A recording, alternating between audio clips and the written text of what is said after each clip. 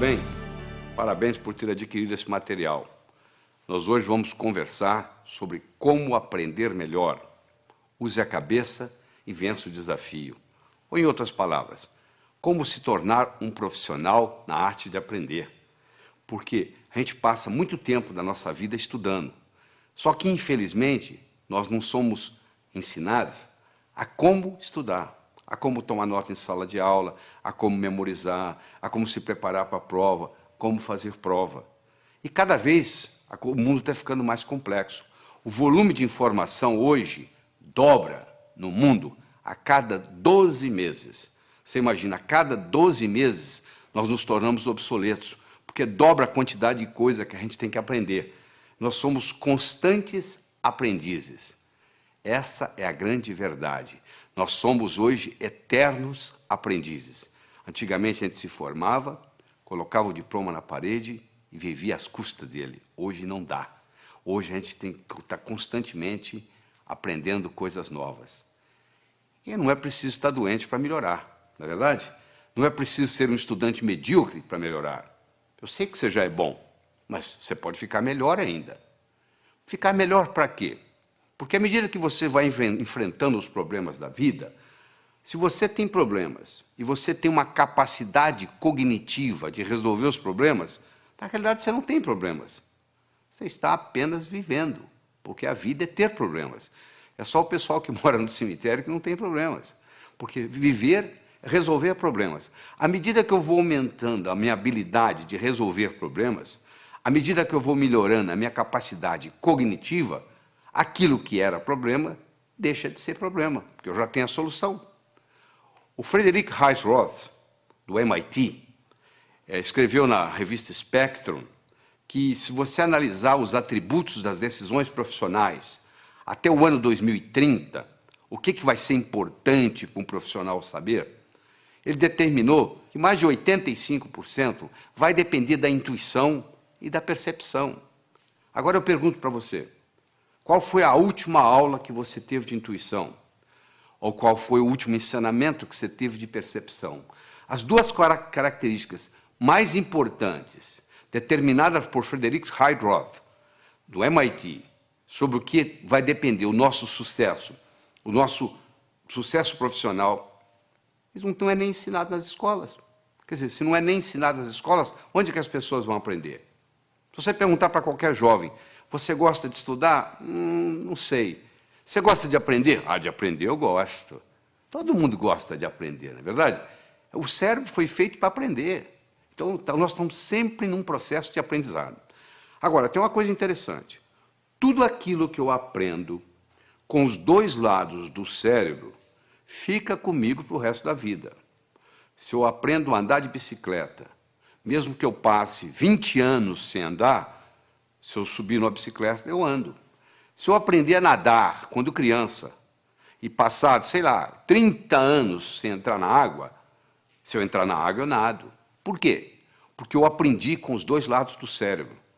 Infelizmente, aquilo que a gente aprende na escola, se você fizesse hoje uma prova, a última prova que você fez como estudante na sua vida, se você repetisse essa prova hoje, você não ia tirar nem metade da nota que você tirou naquela época, não é verdade? A maioria que você aprendeu, você esqueceu. Você esqueceu por quê? Porque você aprendeu só um lado do cérebro. Em pedagogia, existe uma parte da pedagogia chamada heurística. Heurística é o método educacional que consiste em fazer descobrir pelo aluno o que se lhe quer ensinar. Ou seja, o próprio aluno vai descobrindo o processo e quando você descobre aquilo, meu amigo, acabou, ninguém tira aquilo de você mais.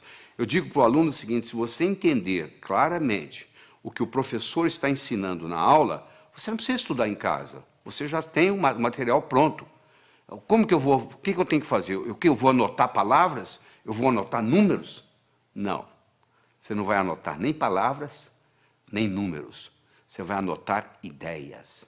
Então você tem que colocar um disco quebrado na sua cabeça quando você está assistindo a aula, e esse disco quebrado só diz uma coisa: o que ele ou ela quer que eu aprenda desse assunto. O que ele ou ela, professor, professora, quer que eu aprenda desse assunto. Esse disco quebrado vai ficar rodando durante todo o período da aula que você está assistindo. E você vai anotar não mais palavras ou números. Você vai passar a adotar ideias. Esse aqui é o grande segredo. Quando nós somos crianças, nós não temos nenhum medo de errar. Eu estou cansado de ver casais que vão com os filhos passar 1, 2, 3 anos fora, vão para os Estados Unidos, por exemplo. As crianças voltam falando inglês e o pai e a mãe não voltam falando inglês tão bem quanto as crianças. Porque o pai e a mãe ficam naquele negócio. Bom, quando eu estiver falando bem, aí eu vou falar. Só que para falar bem tem que praticar. Como a criança não tem essa dificuldade, ela não tem esse problema, o que acontece? Ela fala. Porque o erro é parte integrante do processo de aprendizado. O erro, quando bem interpretado, é altamente pedagógico. Quando tudo dá certo, você não aprende nada. Agora, quando dá errado, você pode aprender com erro. Então, a primeira sugestão que eu tenho para você é erre, porque é errando que você aprende. Se você fica com muito medo de errar, o que acontece? Você não aprende nada. Existem pessoas que se fecham totalmente. Elas acham que já passou o tempo de escola, que agora não precisa aprender mais nada, que o que ela aprendeu é o suficiente para o resto da vida, o que não é verdade. Como o conhecimento dobra a cada 12 meses, aquilo que você aprendeu provavelmente vai servir muito pouco, porque muita coisa vai modificar. O mundo hoje não é mais de quem sabe. O mundo hoje é de quem aprende. Porque quem sabe pode saber coisas que são obsoletas, que não servem mais. Muitas vezes o que atrapalha a gente não é o que a gente não sabe, é o que a gente sabe e que não funciona mais. E a gente aprende com o quê? A gente aprende com o cérebro. Então, se você me permite, eu vou ter uma conversa com você agora sobre a estrutura cerebral, sobre a anatomia e sobre a fisiologia cerebral. Nós temos, na realidade, dentro do nosso cérebro, dentro do nosso crânio, melhor dizendo, 3 cérebros. Nós temos o cérebro reptiliano porque nós herdamos dos répteis. Temos o cérebro neomamífero, que herdamos dos mamíferos. E temos a neocórtex, que é a parte característica dos primatas superiores, dos animais superiores, como faz parte o homem. O cérebro reptiliano é o cérebro que dá inteligência física. É o seu coração bater, é o seu pulmão respirar. Isso faz parte do cérebro reptiliano. É a temperatura do seu corpo. Tudo isso é cuidado pelo cérebro, é o cérebro físico. Já o cérebro emocional, também conhecido com o nome de sistema límbico, ele cuida das suas emoções. E, finalmente, o neocórtex cuida da parte da cognição, cuida da parte cognitiva dos primatas superiores, que é o homem. Então, nós temos um domínio sobre os outros 2, teoricamente. Porque muitas vezes o cérebro emocional toma conta. É aquele indivíduo tranquilo, que não reage a nada, e de repente, num trânsito, num dia de movimento, num engarrafamento, ele sai do carro dele e mata alguém. Aí ele teve o que se chama um sequestro amigdaliano. Ou seja, a amígdala dele, a amígdala cerebral, não é a amígdala da garganta, não. A amígdala cerebral, que é parte desse sistema emocional, tomou conta. É importante você entender isso, porque a parte emocional do cérebro, ela interfere na parte cognitiva. Ou seja, para nós pensarmos bem, nós precisamos da parte cognitiva em si e da parte emocional. Nós precisamos dos 2 componentes para fazer o pensamento. Antes a gente pensava que uma coisa era separada da outra. Hoje nós sabemos que não. O cérebro reptiliano nós herdamos dos répteis.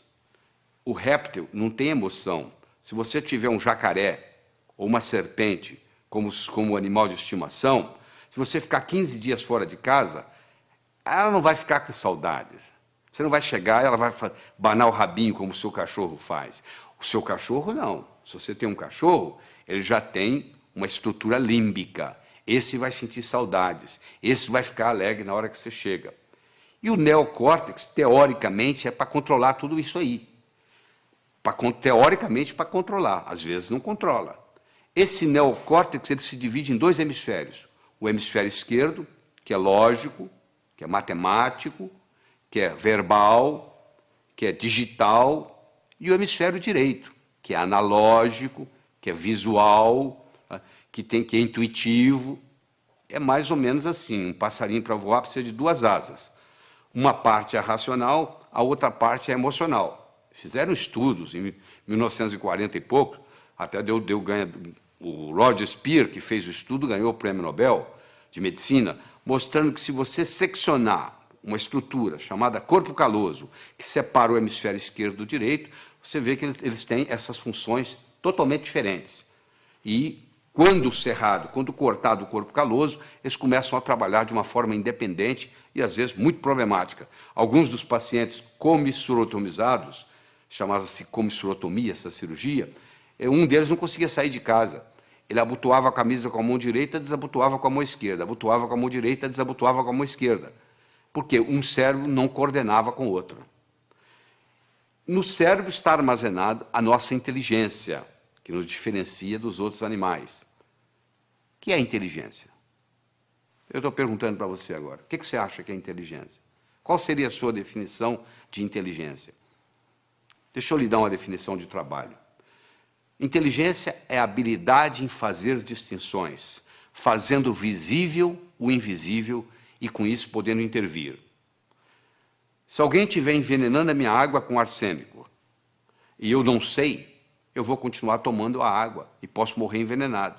Eu só vou parar de tomar a água se eu estiver consciente de que eu estou sendo envenenado. Ou seja, na hora que eu fiz a distinção que eu estava sendo envenenado, que eu parei de beber água. Aquele que pode ver o invisível pode fazer o impossível. O que eu quero dizer com isso? Se eu consigo ver algo que você não consegue, eu consigo fazer algo que você não consegue. Dá uma olhada nessa imagem que está aí na tela. O que é isso aí? Se você nunca leu um livro meu, se você não leu o meu livro Sucesso Não Ocorre Por Acaso, provavelmente você está vendo aí borrões de tinta. Eu vou dizer para você, tem mais que borrões de tinta aí. Aí tem uma vaca, aliás, uma novilha Nelore. Olha aí para você ver. Agora você viu, né? Sabe por que você viu? Porque eu lhe dei o referencial. Você está vendo as orelhas, os olhos, o focinho. Está aí a vaca. Agora que você viu, agora que você tem o referencial, agora eu posso tirar o referencial daí, eu vou tirar, continue olhando para os olhos da vaca. Olha que interessante, agora você consegue ver a vaca. Por que você consegue ver? Porque eu lhe dei um modelo antes de você olhar para a figura. Aí você olhou, você teve o referencial, e aí depois que você teve o referencial, você consegue ver independente do referencial.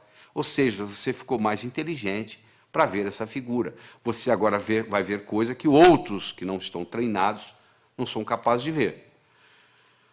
Howard Gardner, o professor de Harvard, que está lá há muitos anos, desenvolveu o conceito das inteligências múltiplas. Ele começou dizendo que havia pelo menos 7 inteligências, hoje ele já chega a 9. Eu quero discutir com você aqui as 7 inteligências iniciais de Howard Gardner. A primeira inteligência é a inteligência lógico-matemática, que, em geral, os homens têm um pouco mais desenvolvido que as mulheres. Você deve conhecer vários matemáticos famosos. Me cita algumas matemáticas famosas. Provavelmente você teria dificuldade, não é verdade? Em geral, os homens são mais racionais do que as mulheres. Até as mulheres reclamam. Meu marido é racional demais. Exatamente isso. Eu tive a oportunidade de escrever um livro, Como Passar no Vestibular. Esse livro eu estudei 18 jovens que tiraram o primeiro lugar no vestibular em diferentes capitais do Brasil. Eu estudei esses jovens e mostrei como é que eles faziam para tirar o primeiro lugar no vestibular. Você imagina que em 40 mil candidatos, uma pessoa tira o primeiro lugar.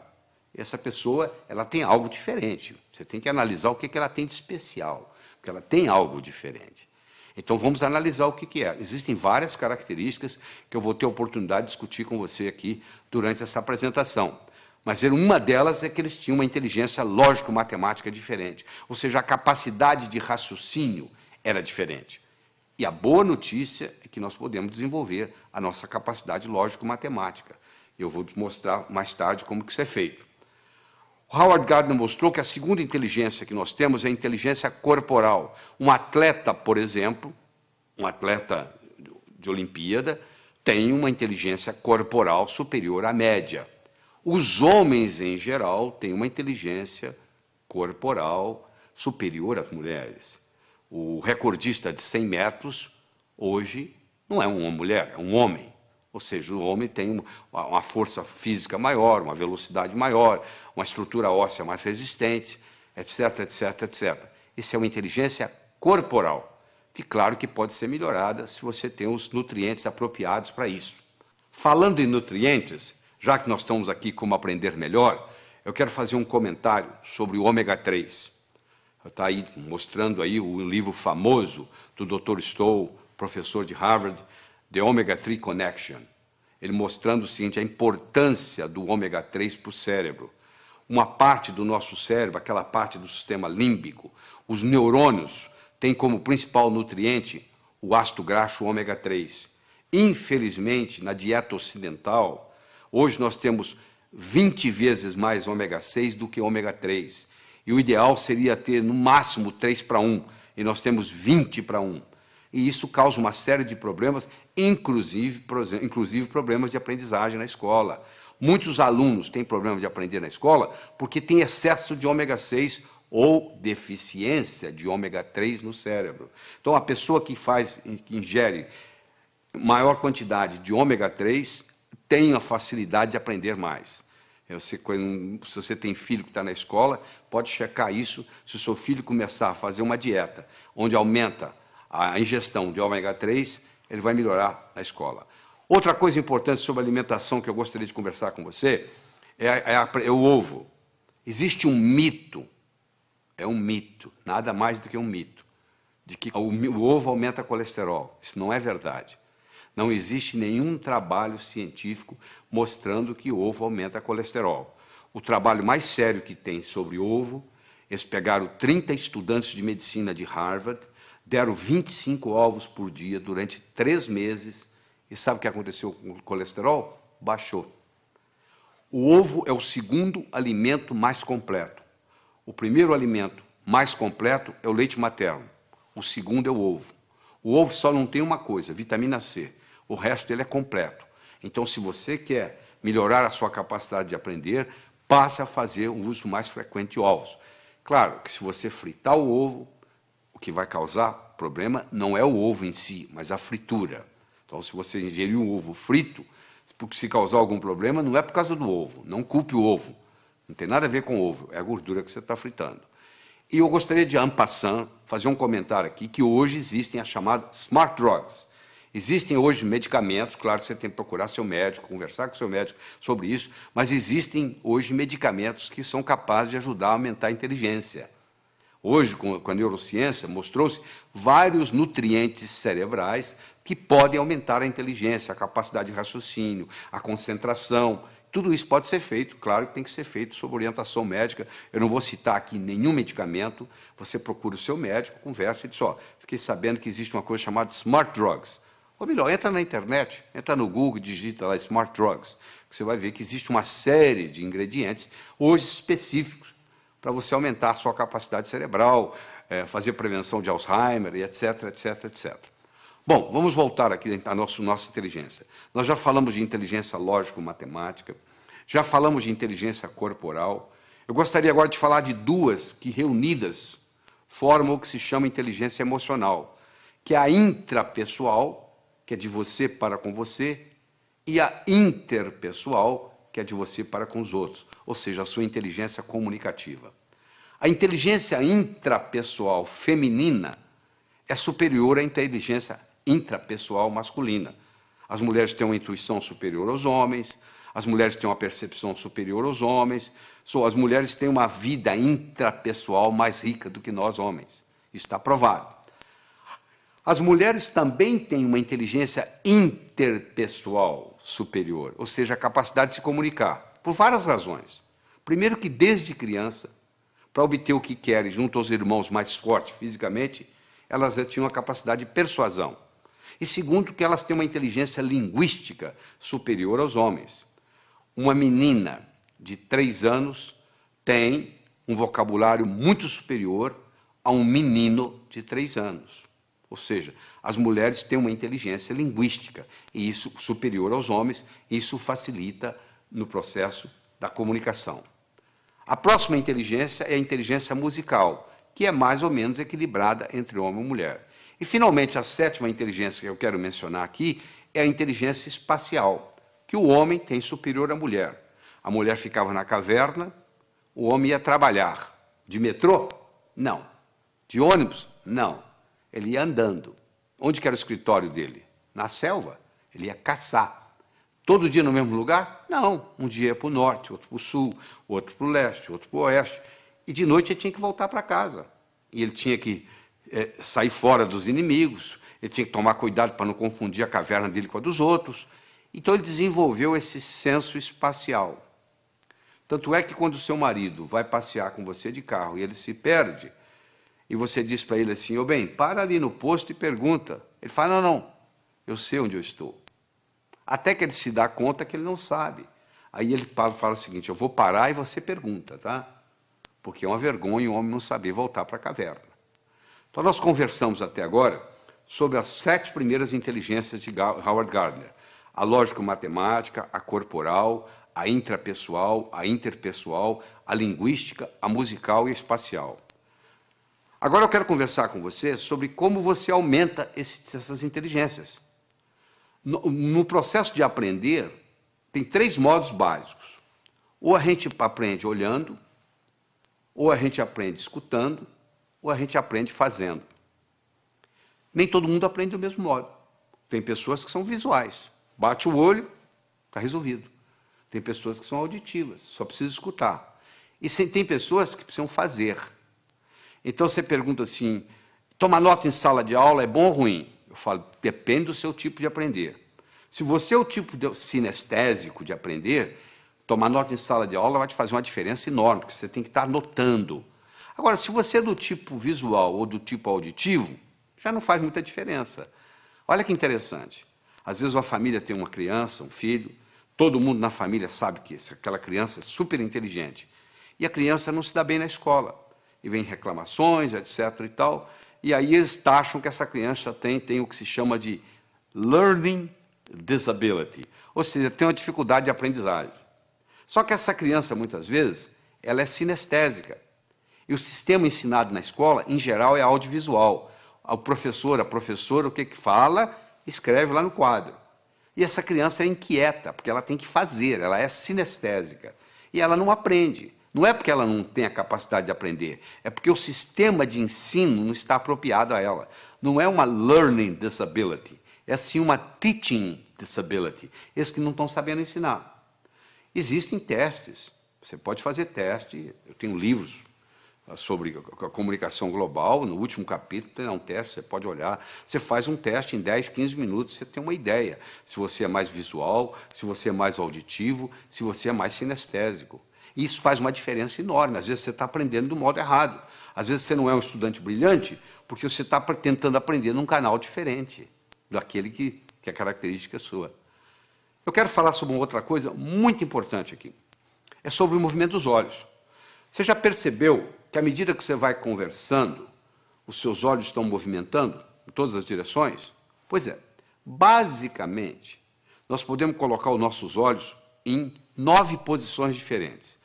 Você pode olhar para cima, para a esquerda, para o centro, para a direita. Você pode olhar na horizontal, para a esquerda, para o centro, para a direita. Você pode olhar para baixo, para a esquerda, para o centro, para a direita. Bom, vamos tirar as posições centrais, porque não tem nada a ver com a nossa aula aqui hoje, com a nossa conversa aqui hoje. Sobram 6 posições, 2 para cima, 2 na horizontal, 2 para baixo. Não é verdade? Todas as vezes que você movimenta os seus olhos para cima, você ativa a parte visual do cérebro. Toda vez que você move os seus olhos na horizontal, você ativa a parte auditiva do cérebro. E toda vez que você olha para baixo, para a sua direita, você ativa a parte sinestésica do cérebro. Então, se eu, por exemplo, quero recordar algo, qual foi a cor da camisa que eu usei domingo passado? Pode ver que na mesma hora meu olhar vai subir. Vai subir para quê? Para procurar a cor da camisa. Ora, se eu olho para cima, para a minha esquerda, olha a sua esquerda aí, olha aí no slide. Se eu olho para cima, para a esquerda, eu estou recordando coisas. Se eu olho para cima, para a minha direita, eu estou construindo coisas. Então, se eu estou estudando, e eu quero memorizar alguma coisa, uma fórmula de física, por exemplo, eu vou olhar para cima, primeiro para a minha direita, para poder construir aquela fórmula de física dentro da minha cabeça. E depois eu vou olhar para cima, para a esquerda, para eu poder recordar, repetir aquela fórmula de física, até que ela fique parte da minha estrutura psicológica. Isso é muito importante entender, porque o movimento do olho facilita o processo. Olha só que interessante, a pessoa vai fazer o vestibular, vai fazer um teste, e chega lá e diz, eu dei branco. Por que ela deu branco? Porque ela colocou a cabeça para baixo, olhando para a prova, olhando para o teste. E faz essa pergunta, e ela esqueceu a fórmula de física. Se ela tivesse simplesmente levantado a cabeça e olhado na posição certa, ela teria resolvido o problema. Mas como ela está olhando para baixo, não teve a oportunidade de ter acesso ao campo visual, aquela fórmula de física não vem na cabeça dela. Então isso aí, nós poderíamos gastar horas e horas e horas estudando isso aqui, mas não é só a finalidade disso. Mas eu quero que vocês entendam que diz que os olhos são as janelas da alma, eu diria também que os olhos são as janelas da mente. É interessante. Todos os estudos feitos até agora, em todos os países onde foi feito, não existe nenhuma correlação entre a nota que se tira na escola e o sucesso que se tem na vida. Em outras palavras, eu posso ter um estudante medíocre, que vai ser um grande empresário, ou eu posso ter um CDF, que não vai dar nada na vida. Não existe nenhuma correlação. É importante você pensar isso. Por que não existe uma correlação? O Dr. Hicks fez isso nos Estados Unidos e provou que não havia nenhuma correlação, e outros repetiram esses estudos no mundo todo. Por que não existe? Porque talvez a escola esteja ensinando coisas que não têm muita aplicabilidade. Eu digo sempre o seguinte, às vezes o que cai na prova não cai na vida. Quer dizer, você estuda aquilo de uma forma para fazer na prova, e depois não tem nenhuma aplicabilidade na vida. O homem não constrói fora de si nada que não tenha dentro de si. Se eu não tiver um conhecimento pragmático para executar, às vezes o conhecimento que eu tenho ele é abstrato, ele é um conhecimento do pescoço para cima, ele não tem muito impacto na minha vida. Eu adoro uma analogia que eu faço, que é do indivíduo atravessando um cabo de aço de um prédio para o outro. O que precisa? 3 coisas. Eu preciso querer, se eu não quiser, eu não ando. Eu preciso saber, se eu não souber, eu vou cair. E eu preciso de cabo de aço. Eu posso querer, eu posso saber, mas se não houver cabo de aço, não tem jeito. Tem muita gente querendo ganhar dinheiro, sabe ganhar dinheiro, mas não surge a oportunidade. Então, o nosso desempenho, ele vai depender da nossa motivação, ele vai depender da nossa competência, ele vai depender da nossa oportunidade. A motivação é o querer, a competência é o saber, e a oportunidade, no caso aqui, é o cabo de aço. Então, você, para ser um bom estudante, você tem que estar motivado. Só motivado não adianta. Tem muita gente motivada, mas desmotiva logo, porque não tem a estratégia, não tem a competência de desenvolver o processo. Então, não tem um modelo. Então, deixa eu falar para você de modelo. Imagine que eu desse para você de presente agora uma pérola. Você não ia ficar segurando essa pérola na mão, você ia colocá-la no bolso, não é verdade? Daqui uma semana eu me encontro com você pela segunda vez, e lhe dou uma segunda pérola. De novo, você coloca ela no bolso. Daqui 15 dias eu vou lhe dar uma terceira pérola, você vai colocá-la no bolso.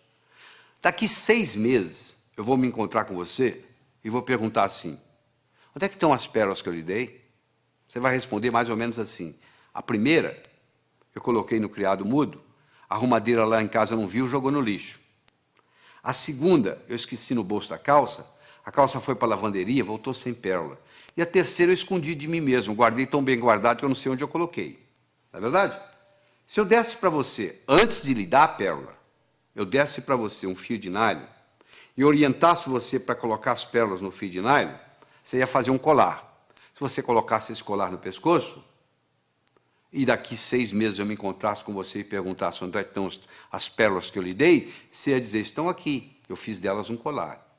Meus amigos, você que está aí assistindo, olha só, as pérolas são ideias.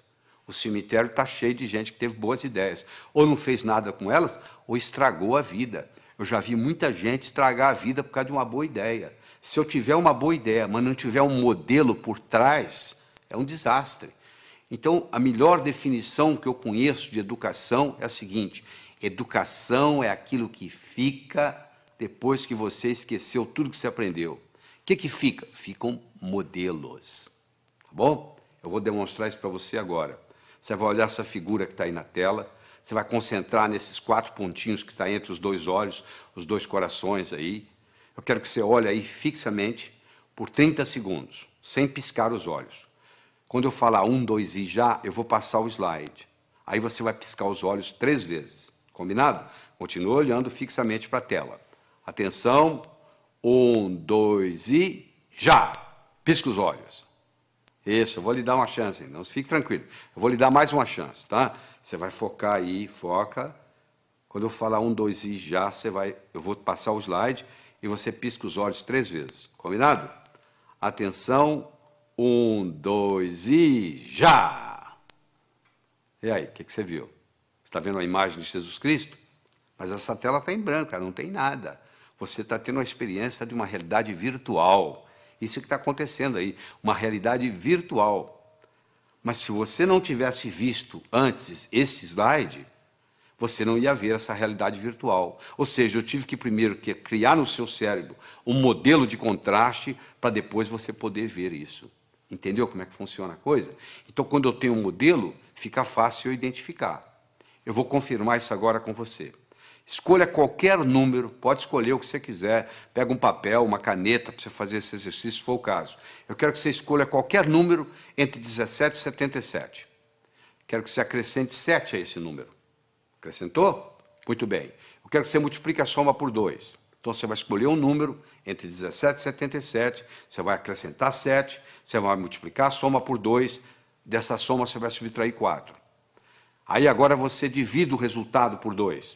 Então você escolheu o número, você acrescentou 7, você multiplicou a soma por 2, você subtraiu 4 e você dividiu o resultado por 2. Agora você subtrai o número original. Subtraiu? Pois é, você sabe qual é o resultado? Não precisa falar não que eu já sei. 5. Sabe por que eu sei? Porque eu criei um algoritmo cujo resultado dá 5. Você quer ver? Olha só, eu criei um algoritmo assim. Você escolhe um número X, você acrescenta 7 a esse número, tá certo? Aí você pega esse resultado, x mais 7, multiplica por 2, dá 2x mais 14. Você pega esse 2x mais 14, você tira 4, dá 2x mais 10. Você pega esse 2x mais 10, divide por 2, dá x mais 5. Você tira o número original, que é x, o que sobra? 5. Não é mágica, não, isso é tecnologia. O resultado vai dar 5, não tem nenhuma dúvida. Então, eu criei um algoritmo cujo resultado é 5. Do mesmo modo que eu posso criar um algoritmo para ter sucesso profissional, e o resultado vai ser sucesso. Então, quando eu tenho um algoritmo, quando eu tenho um programa testado, e eu coloco aquilo na minha estrutura psicológica, o resultado é muito simples. Quer ver? Eu vou fazer mais um teste com você. Eu quero que você conte quantos triângulos você consegue ver nessa figura. Eu sei que tem triângulos aí, os mais variados. Ó. Tem o triângulo AG, AGB, tem o BHC, e assim vai. Se nós pudéssemos ficar aqui uma meia hora conversando, você ia começar a descobrir triângulos para cá. Você diz, peraí, tem um triângulo aqui que é o ADB que eu não contei. Ih, peraí, tem o AEB. Olha, vai aparecendo, vai aparecendo, vai aparecendo. E eu quero saber se hoje o salário seu desse mês depende de você descobrir quantos triângulos tem aí. E eu vou obter resultados diferentes, dependendo do aluno que tiver, ou quem estiver fazendo isso. Mas se eu lhe der um modelo que eu vou dar agora, olha só que bonito. Nós temos 10 triângulos simples. Olha lá, o triângulo AGB, BHC, CHI, CID, DIJ, DJE, EJF, EFA, AFG e chega no AGB. Ou seja, você conta, tem 10 triângulos simples. Muito bem. Tem 10 triângulos duplos. O que é triângulo duplo? Eu tenho um triângulo que é o AHB, que é um triângulo duplo, ele tem 2 dentro dele. Eu tenho um triângulo que é AFB, ele também é duplo. Em cada base eu tenho duplos. Se eu tenho 5 bases, 5 vezes 2, 10, eu tenho 10 triângulos duplos. Eu tinha 10 triângulos simples, agora eu tenho 10 triângulos duplos. Eu tenho 5 triângulos grandes, como o ADB, como o BEC. E assim vai, você vai como CAD, são triângulos grandes, são 5. Então eu tinha 10, com mais 10, 20, com mais 5, 25. Eu agora tenho os chamados triângulos triplos. O ABC é um triângulo triplo, o BCD é um triângulo triplo. E cada triângulo triplo, no seu oposto, ele tem um outro triângulo. O triângulo triplo ABC tem o AJC, olha aí. O triângulo triplo BCD tem o BFD. Isso, como eu tenho 5, 5, 10. Eu tenho um total de 10. Eu tenho 10 simples, 10 duplos, 5 grandes e 10 triplos. Eu tenho 35 triângulos. Mas eu perguntei quantos triângulos você conseguia ver nessa figura. Se você olhar a letra A, dentro dela existe um triângulozinho. Então a resposta certa seria 36. Isso não é pegadinha. Cuidado com a pergunta que é feita.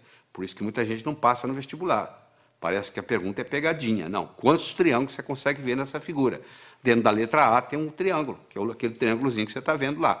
Então o total seria aí 36. Agora que você aprendeu a contar os triângulos simples, os duplos, os triplos, os grandes e o que está nas letras, pronto, agora você criou um modelo de como contar triângulos.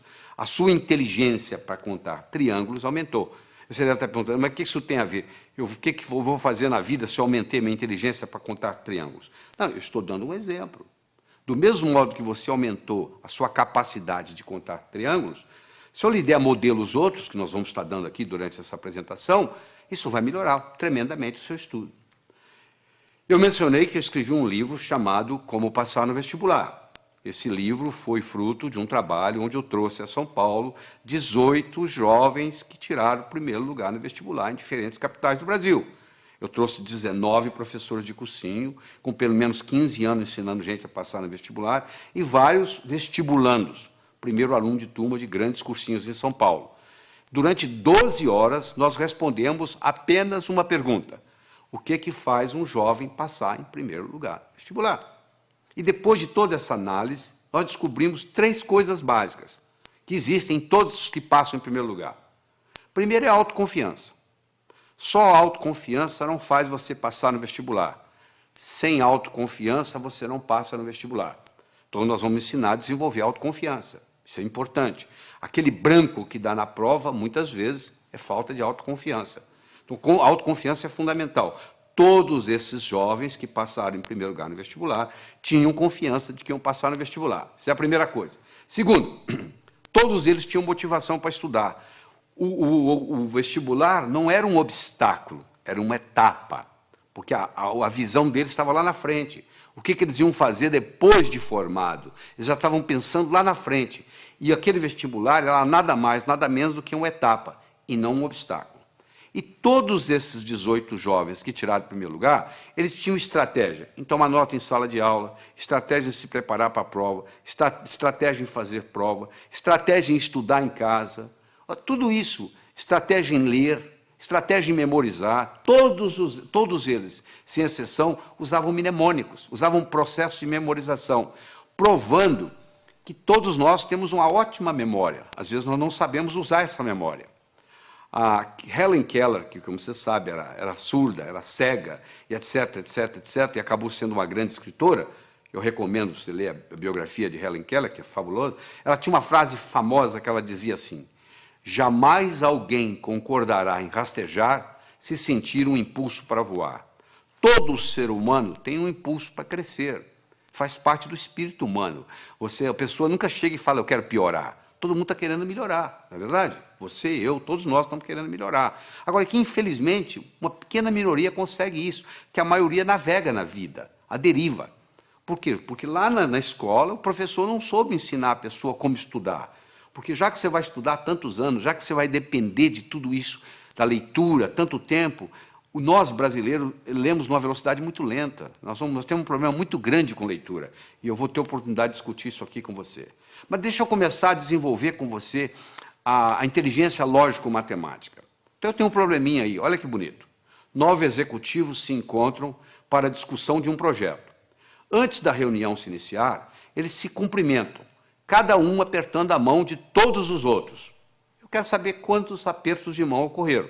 Esse é um problema simples que já caiu no vestibular. É uma coisa simples. Você tem 9 executivos, cada um vai apertar a mão do outro, e eu quero saber quantos apertos de mão. Por onde você começa? Bom, então vamos ver? Coloque-se lá dentro. Você é um deles. Ora, se são 9, você é um dos 9. Você não vai apertar a mão de você mesmo. Você vai apertar a mão de 8. Não é verdade? Ora, se você vai apertar a mão de 8, cada um vai apertar a mão de 8. Ora, se são 9, cada um apertando a mão de 8, 9 vezes 8, 72. Só que quando eu aperto a sua mão, você aperta a minha. Então eu tenho que dividir isso por 2. São 36 apertos de mão. Ah, que beleza, quer dizer que é assim? E se fosse 8?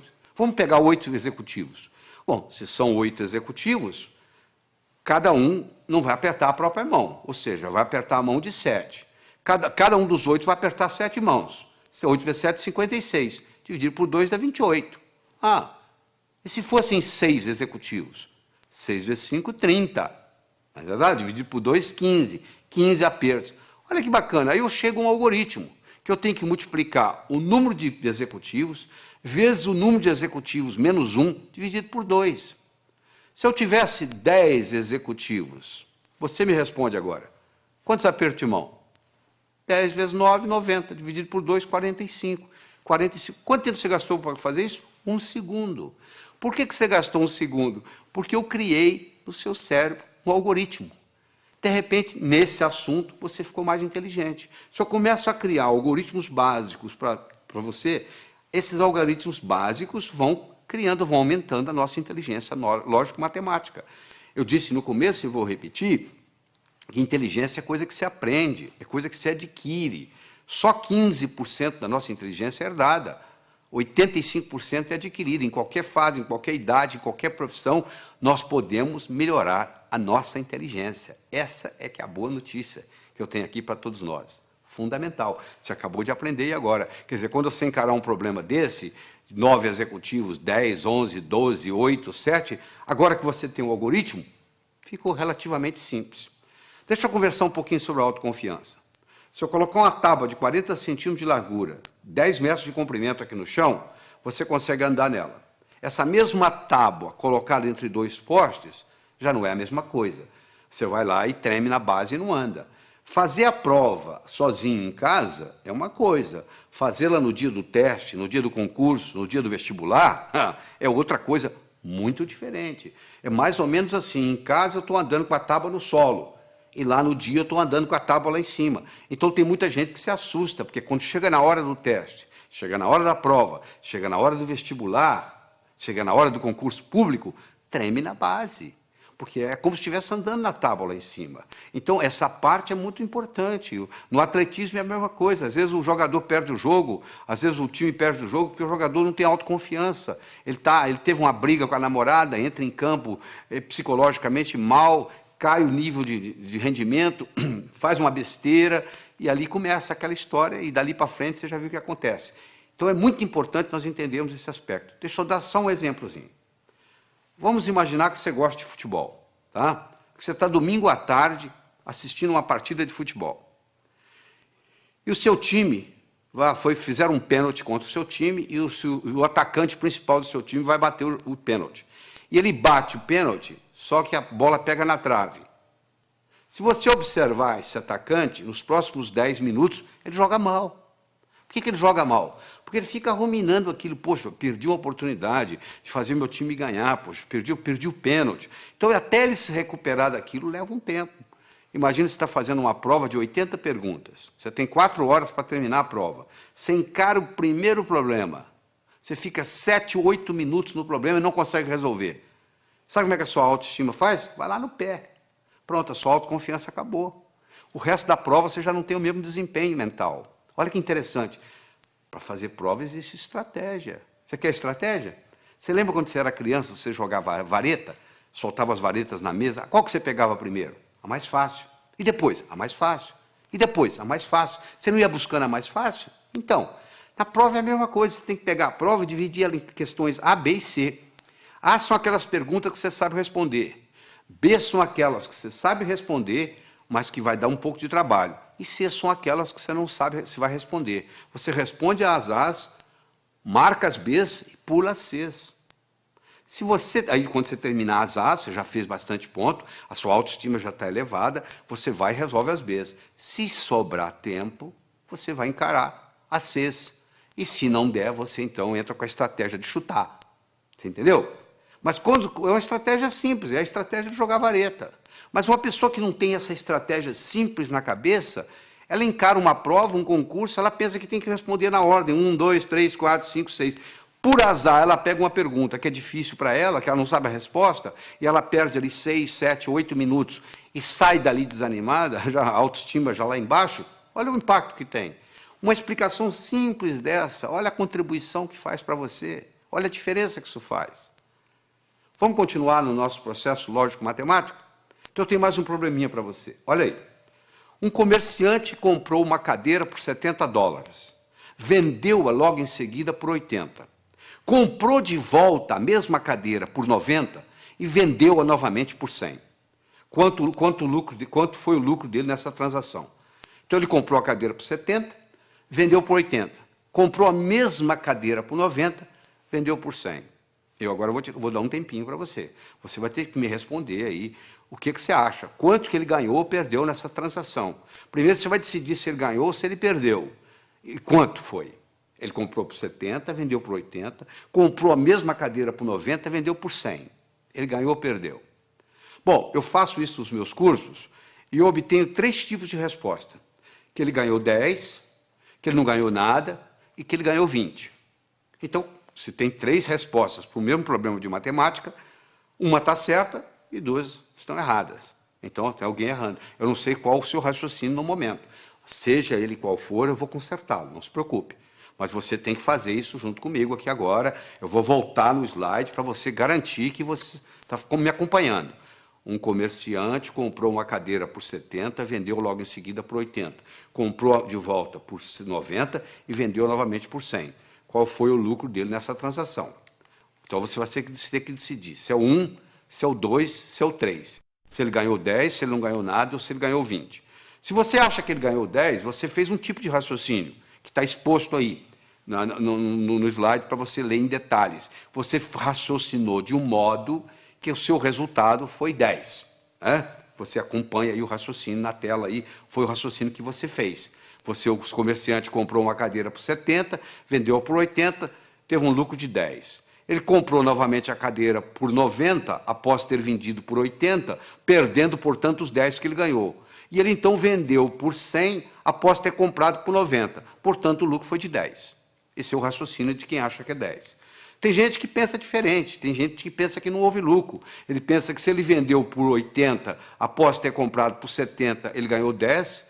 Ele então perdeu 20, comprando-a de volta pelos 90, que originalmente ele tinha comprado por 70, ele perdeu 20. Ele então ganha 10 vendendo por 100, e, portanto, ele chega à conclusão que ele não ganhou nada.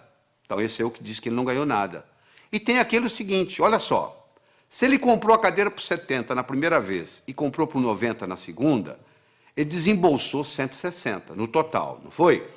Se ele vendeu a primeira vez por 80 e vendeu a segunda por 100, ele, na realidade, recebeu 180. Ora, se ele desembolsou 60 e desembolsou 160 e recebeu 180, quanto que ele ganhou? Ele ganhou 20. É só se imaginar que você tem um bolso para comprar e um bolso para vender. O que sai e o que entra. Olha que interessante, se eu tivesse dito para você assim, um comerciante comprou uma cadeira por 70, vendeu por 80. No mesmo dia ele comprou um relógio por 90, vendeu por 100. Quanto que ele ganhou? Você não teria nenhum problema em responder. Ele ganhou 10 da cadeira, ganhou 10 do relógio, ganhou 20. Como eu falei que era a mesma cadeira, eu já compliquei a sua vida. Olha o que a linguagem faz na vida da gente. A linguagem pode facilitar o nosso processo, ou pode complicar o nosso processo. Você acabou se complicando apenas por um processo linguístico. Isso é um problema de vestibular, caiu em vestibular já justamente confundindo, parecendo uma pegadinha. Na realidade não é pegadinha. Isso aí é para mostrar o raciocínio e mostrar a influência que tem. Então uma pessoa pode muito bem melhorar sua capacidade de raciocínio. Eu tenho aqui 4 pilares do raciocínio. Um eu chamo de passo a passo, o outro eu chamo de visualização, o outro eu chamo de reformulação e o outro eu chamo de exclusão. Esses são os 4 pilares. Quando eu ensino para a pessoa a trabalhar com esses 4 pilares, essa pessoa automaticamente melhora a sua inteligência lógico-matemática. Então vamos fazer o seguinte, vamos começar com passo a passo. Eu tenho as seguintes cores. Eu gosto do laranja mais do que eu gosto do vermelho. Eu gosto do verde menos do que eu gosto do azul. Eu gosto do azul menos do que eu gosto do anil. Eu gosto do vermelho menos do que eu gosto do violeta. Eu gosto do verde mais do que eu gosto do amarelo. Eu gosto do violeta mais do que eu gosto do anil. E eu gosto do laranja menos do que eu gosto do amarelo. Qual é a minha cor favorita? Olha que eu tenho aqui só 7 cores. Imagine se eu tivesse 70 e fizesse esse raciocínio. Olha onde que você chegaria.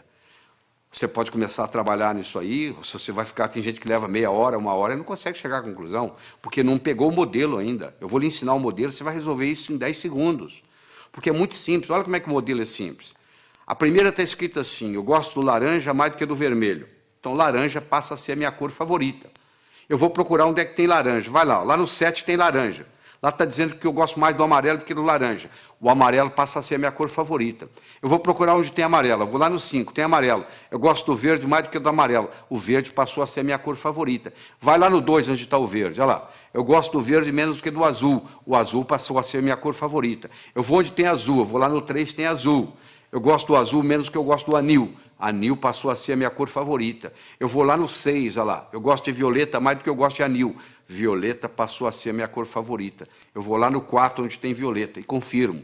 O violeta gosto mais do que o vermelho. Com a conclusão que eu cheguei, a minha cor favorita é o violeta. Olha que bacana. Na hora que eu criei esse esquema, pronto, agora ficou fácil. Eu tenho um modelo, sabe por quê? Eu aprendi a pensar passo a passo. Esse é um jeito, é aprender a pensar passo a passo. Você já deve ter aprendido o teorema de Pitágoras, né? O quadrado da hipotenusa é igual à soma dos quadrados dos catetos. Se a minha hipotenusa é 5, que no caso aí é o A, o quadrado de um dos catetos é 4, 4 vezes 4, 16, do outro é 3, 3 vezes 3, 9, 16 e 9, 25, o quadrado de 5 é 25. Não é isso? E daí? O que eu vou fazer com esse? O quadrado da hipotenusa é igual à soma dos quadrados dos catetos. A aplicabilidade que isso vai ter na minha vida? Olha aí na figura. Você está vendo aí, ó?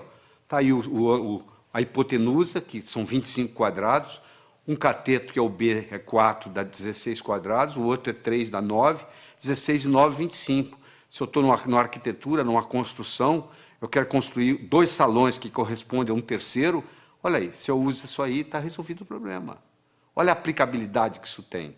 Agora que você visualizou, você entendeu a aplicabilidade, agora você tem motivação para aprender. Então, uma coisa é o passo a passo, outra coisa é a visualização. O terceiro pilar do pensamento é a reformulação. Quanto que é 2/3 de uma metade? Você sabe? 2/3 de uma metade. Metade de 2/3 é 1/3. Então, você reformulou, mudou a ordem e resolveu. Às vezes você não resolve o problema porque você não está sabendo reformulá-lo. Você reformulou, você está numa prova, reformula o problema. Às vezes você não resolve daquele jeito. Você tem dificuldade em dizer quanto é 2/3 de uma metade, mas você não tem dificuldade em dizer quanto que é metade de 2/3. Falou? E, finalmente, nós vamos conversar sobre o pilar da exclusão. Eu tenho aqui um probleminha muito simples. Você vai pegar os números 1, 2, 3, 4, 5, 6, 7, 8, 9. Vai colocar nesses 9 quadrados que estão aí. De tal forma que, se eu somar na horizontal, somar na vertical ou somar na diagonal, tem que dar 15. Não interessa como eu somar, tem que dar 15. Bom, poxa, complicado? Não, não é complicado. Quer ver como é simples? Primeiro, qual que é o quadrado mais importante? O do meio. Porque ele participa da vertical, ele participa da horizontal, ele participa da diagonal. Ele é o que mais participa de tudo. Então, se eu resolver esse problema aí, eu resolvo praticamente 90% do problema. Qual o número que eu vou colocar aí? Eu não posso colocar o 1. Porque se eu colocar o 1, vai ter um lugar que vai ter 2, 1 e 2, 3, para 15, 12. Eu não tenho 12. Eu não posso colocar o 1, não posso colocar o 2, porque o 2 também vai ter um lugar que tem 1. Eu não posso colocar o 3. Por que eu não posso colocar o 3? Porque se eu colocar o 3 aí, vai ter um lugar que tem 1. 3 e 1, 4. Para 15, 11. Eu não tenho 11. Eu não posso colocar o 4, porque se eu colocar o 4 aí, vai ter um lugar que vai ter 1. São 5. Para 15, 10. Eu não tenho 10. Eu posso colocar o 9? Não. Se eu colocar o 9 aí, tem um lugar que vai ter 8. 9 e 8, 17. Já passou de 15. E se eu colocar o 7? Também não pode. 9 e 7, 16. Já passou de 15. E se eu colocar o 6? 9, 6, 15. O que sobra para o outro? Eu não tenho 0. Então eu vou excluindo, excluindo, excluindo, você chega à conclusão que só tem um número para eu colocar aí, é o 5. Aí na hora que eu coloquei o 5 aí, ó, a coisa fica muito simples. Você pode fazer você mesmo aí, você vai ver aí que se você somar na horizontal, somar na vertical, somar na diagonal, o resultado dá sempre 15. Eu comecei o problema, você fala, isso eu não consigo fazer. Não consegue, não. É porque você não tinha parado para pensar no processo da exclusão. Agora você tem o pilar da exclusão, da visualização, da reformulação, do passo a passo, e aí o processo vai. Então, nós já falamos, é importante você levar em consideração a motivação. Como é que você motiva? Você fica olhando a sua meta.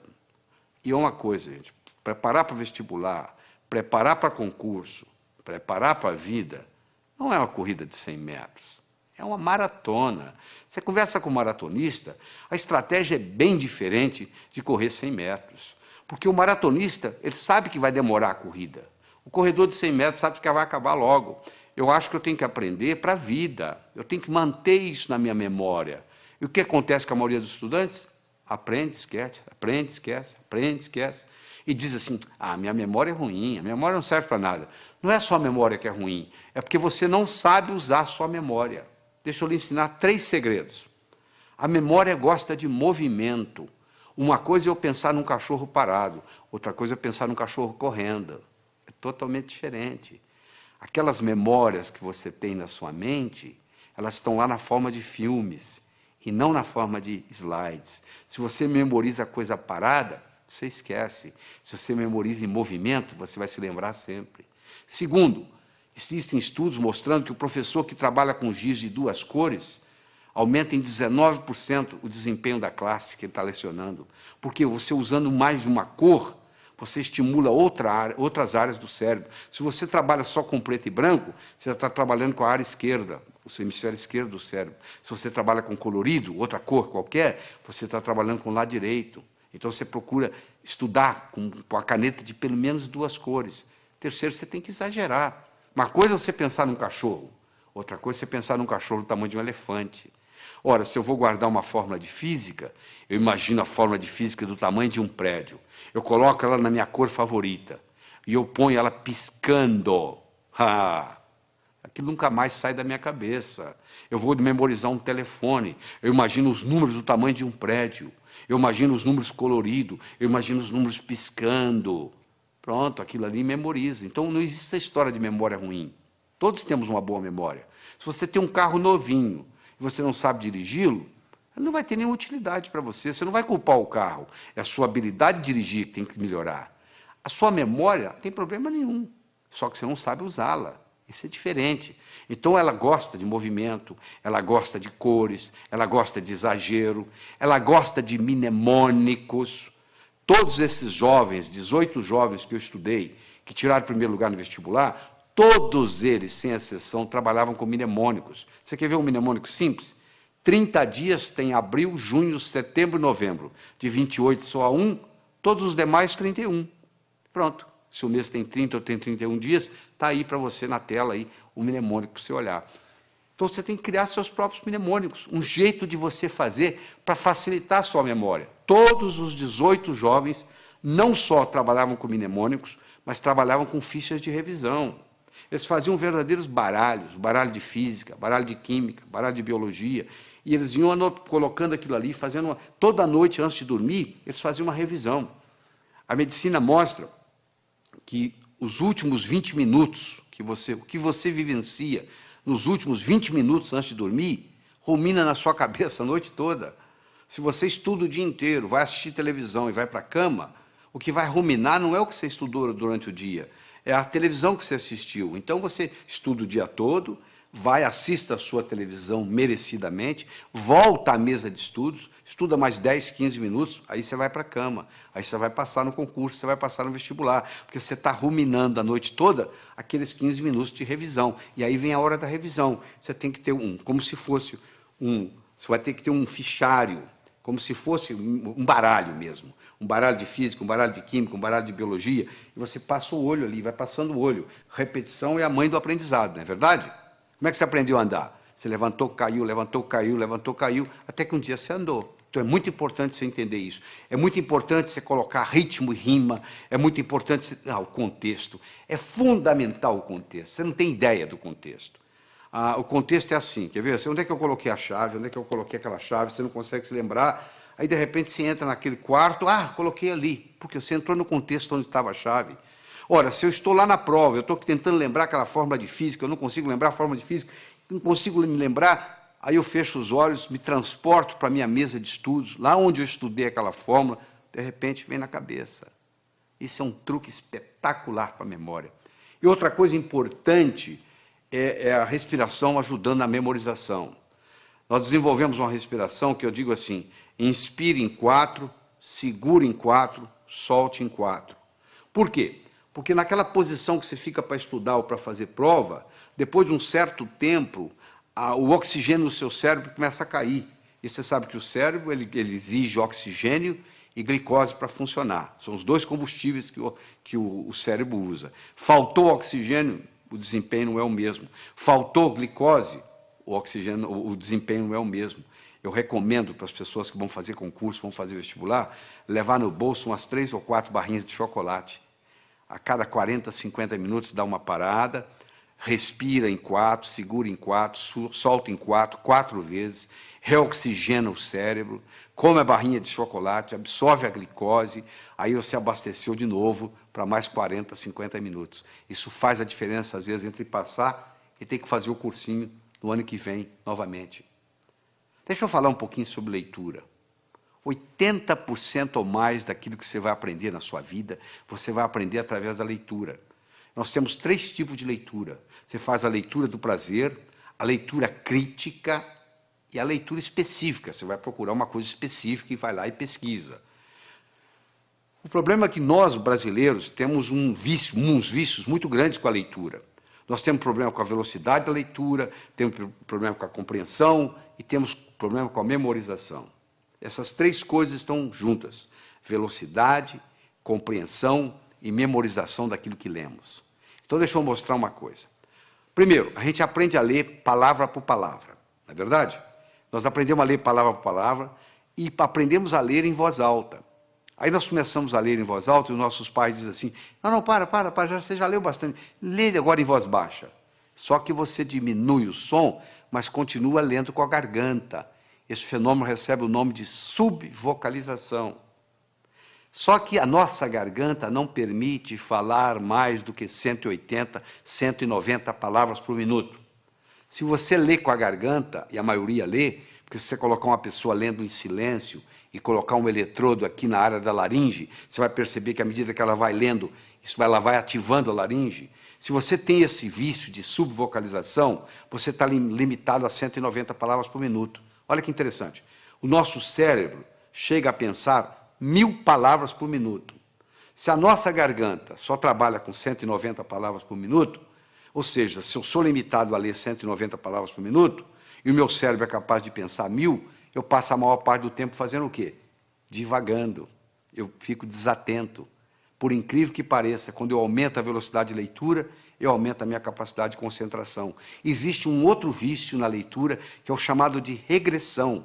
O meu olho está sempre voltando, está sempre voltando, está sempre voltando, e eu perco um tempo danado nisso. Esses processos, então, o palavra por palavra, o subvocalização, a regressão, são problemas que prejudicam intensamente a nossa velocidade de leitura. Então, eu vou recomendar a você aqui, para você pegar o jeito.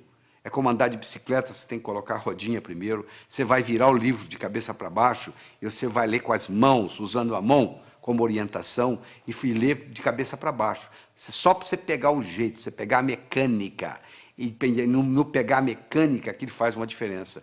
E de vez em quando existe um exercício muito interessante, que se você esfregar uma mão na outra, esfregar até esquentar, faz aí, você que está me assistindo, faz aí, vai, até esquentar, aí você coloca em cima dos olhos, na mesma hora você descansa o globo ocular. Faz isso umas 2 ou 3 vezes, que vai fazer uma diferença enorme na sua leitura. Outra coisa importante. Anote, não palavras, nem números. Anote ideias. E como é que se anota ideias? Com aquele disquinho quebrado que eu ensinei. O que estão querendo que eu aprenda desse material? O que estão querendo que aprenda desse material? Use mapas mentais. O que é mapa mental? É desenvolvido por um psicólogo britânico, Tony Buzan. Ele vai às escolas britânicas, pega o último aluno da sala, em 2 meses ele faz ser primeiro colocado, ele já fez isso várias vezes, provando que funciona.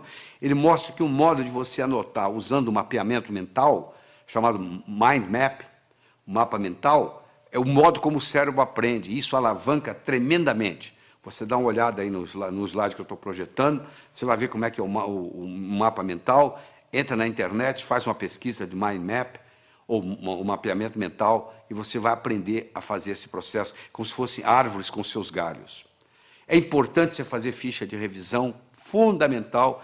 Às vezes uma ficha de revisão, você pode colocar tudo que você precisa, todo o conhecimento, naquela ficha de revisão.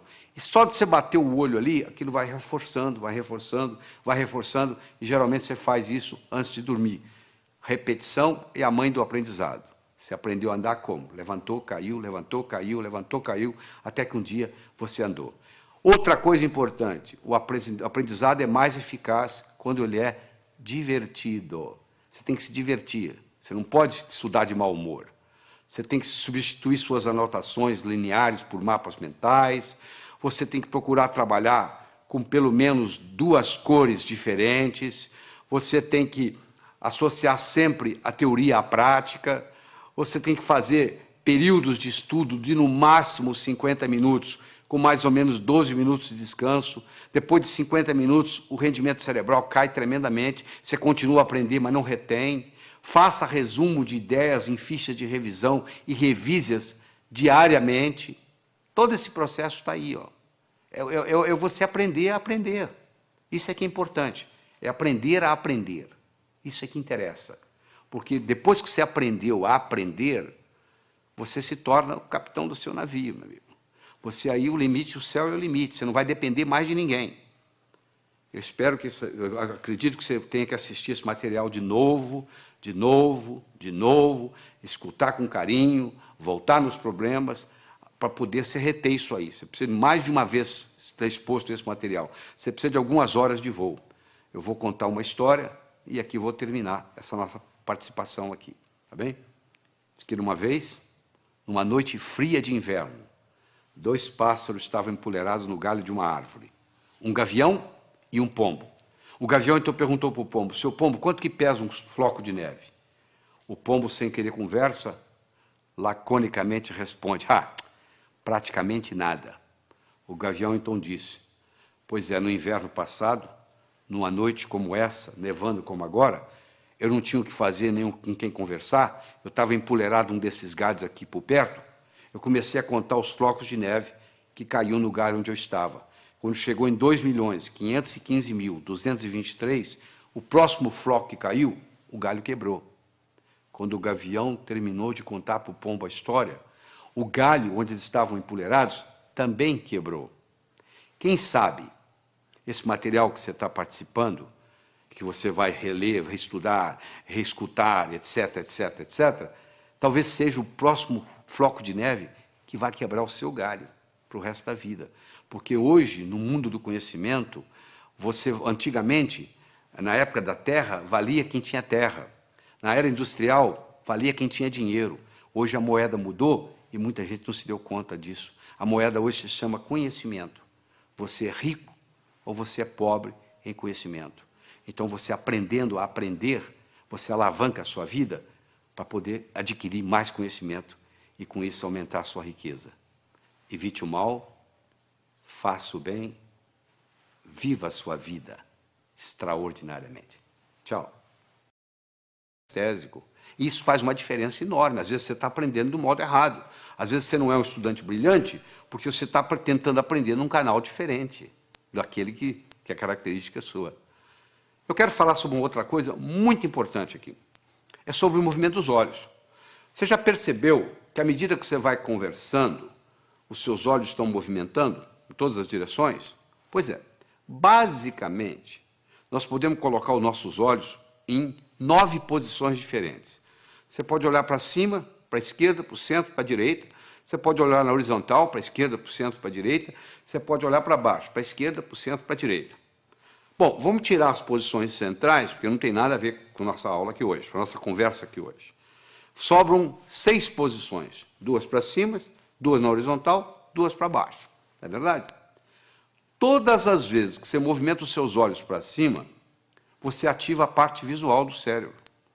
Toda vez que você move os seus olhos na horizontal, você ativa a parte auditiva do cérebro. E toda vez que você olha para baixo, para a sua direita, aí, para a sua direita, você ativa a parte sinestésica do cérebro. Então, se eu, por exemplo, quero recordar algo, qual foi a cor da camisa que eu usei domingo passado? Pode ver que na mesma hora meu olhar vai subir. Vai subir para quê? Para procurar a cor da camisa. Ora, se eu olho para cima, para a minha esquerda, olha a sua esquerda aí, olha aí no slide. Se eu olho para cima, para a esquerda, eu estou recordando coisas. Se eu olho para cima, para a minha direita, eu estou construindo coisas. Então, se eu estou estudando e eu quero memorizar alguma coisa, uma fórmula de física, por exemplo, eu vou olhar para cima, primeiro para a minha direita, para poder construir aquela fórmula de física dentro da minha cabeça. E depois eu vou olhar para cima, para a esquerda, para eu poder recordar, repetir aquela fórmula de física, até que ela fique parte da minha estrutura psicológica. Isso é muito importante entender, porque o movimento do olho facilita o processo. Olha só que interessante. A pessoa vai fazer o vestibular, vai fazer um teste, e chega lá e diz, eu dei branco. Por que ela deu branco? Porque ela colocou a cabeça para baixo, olhando para a prova, olhando para o teste. E faz essa pergunta, e ela esqueceu a fórmula de física. Se ela tivesse simplesmente levantado a cabeça e olhado na posição certa, ela teria resolvido o problema. Mas como ela está olhando para baixo, não teve a oportunidade de ter acesso ao campo visual, aquela forma de física não vem na cabeça dela. Então isso aí, nós podemos gastar horas e horas e horas estudando isso aqui, mas não é só a finalidade disso. Mas eu quero que vocês entendam que diz que os olhos são as janelas da alma, eu diria também que os olhos são as janelas da mente. É interessante.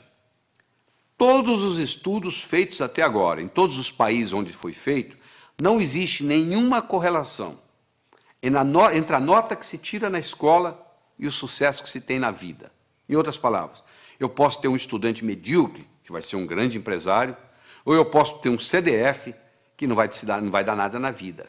Não existe nenhuma correlação. É importante você pensar isso. Por que não existe uma correlação? O Dr. Hicks fez isso nos Estados Unidos e provou que não havia nenhuma correlação, e outros repetiram esses estudos no mundo todo. Por que não existe? Porque talvez a escola esteja ensinando coisas que não têm muita aplicabilidade. Eu digo sempre o seguinte, às vezes o que cai na prova não cai na vida. Quer dizer, você estuda aquilo de uma forma para fazer na prova, e depois não tem nenhuma aplicabilidade na vida. O homem não constrói fora de si nada que não tenha dentro de si. Se eu não tiver um conhecimento pragmático para executar, às vezes o conhecimento que eu tenho ele é abstrato, ele é um conhecimento do pescoço para cima, ele não tem muito impacto na minha vida. Eu adoro uma analogia que eu faço, que é do indivíduo atravessando um cabo de aço de um prédio para o outro. O que precisa? 3 coisas. Eu preciso querer, se eu não quiser, eu não ando. Eu preciso saber, se eu não souber, eu vou cair. E eu preciso de cabo de aço. Eu posso querer, eu posso saber, mas se não houver cabo de aço, não tem jeito. Tem muita gente querendo ganhar dinheiro, sabe ganhar dinheiro, mas não surge a oportunidade. Então, o nosso desempenho, ele vai depender da nossa motivação, ele vai depender da nossa competência, ele vai depender da nossa oportunidade. A motivação é o querer, a competência é o saber, e a oportunidade, no caso aqui, é o cabo de aço. Então, você, para ser um bom estudante, você tem que estar motivado. Só motivado não adianta. Tem muita gente motivada, mas desmotiva logo, porque não tem a estratégia, não tem a competência de desenvolver o processo. Então, não tem um modelo.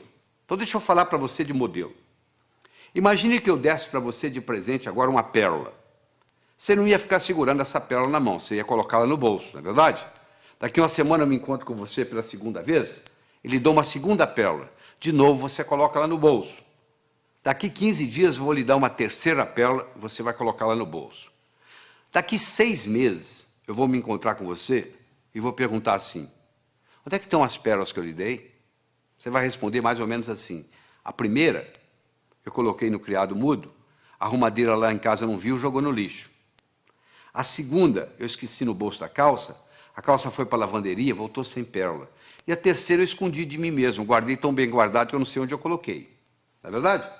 Se eu desse para você, antes de lhe dar a pérola, eu desse para você um fio de nylon e orientasse você para colocar as pérolas no fio de nylon, você ia fazer um colar. Se você colocasse esse colar no pescoço, e daqui 6 meses eu me encontrasse com você e perguntasse onde estão as pérolas que eu lhe dei, você ia dizer, estão aqui, eu fiz delas um colar.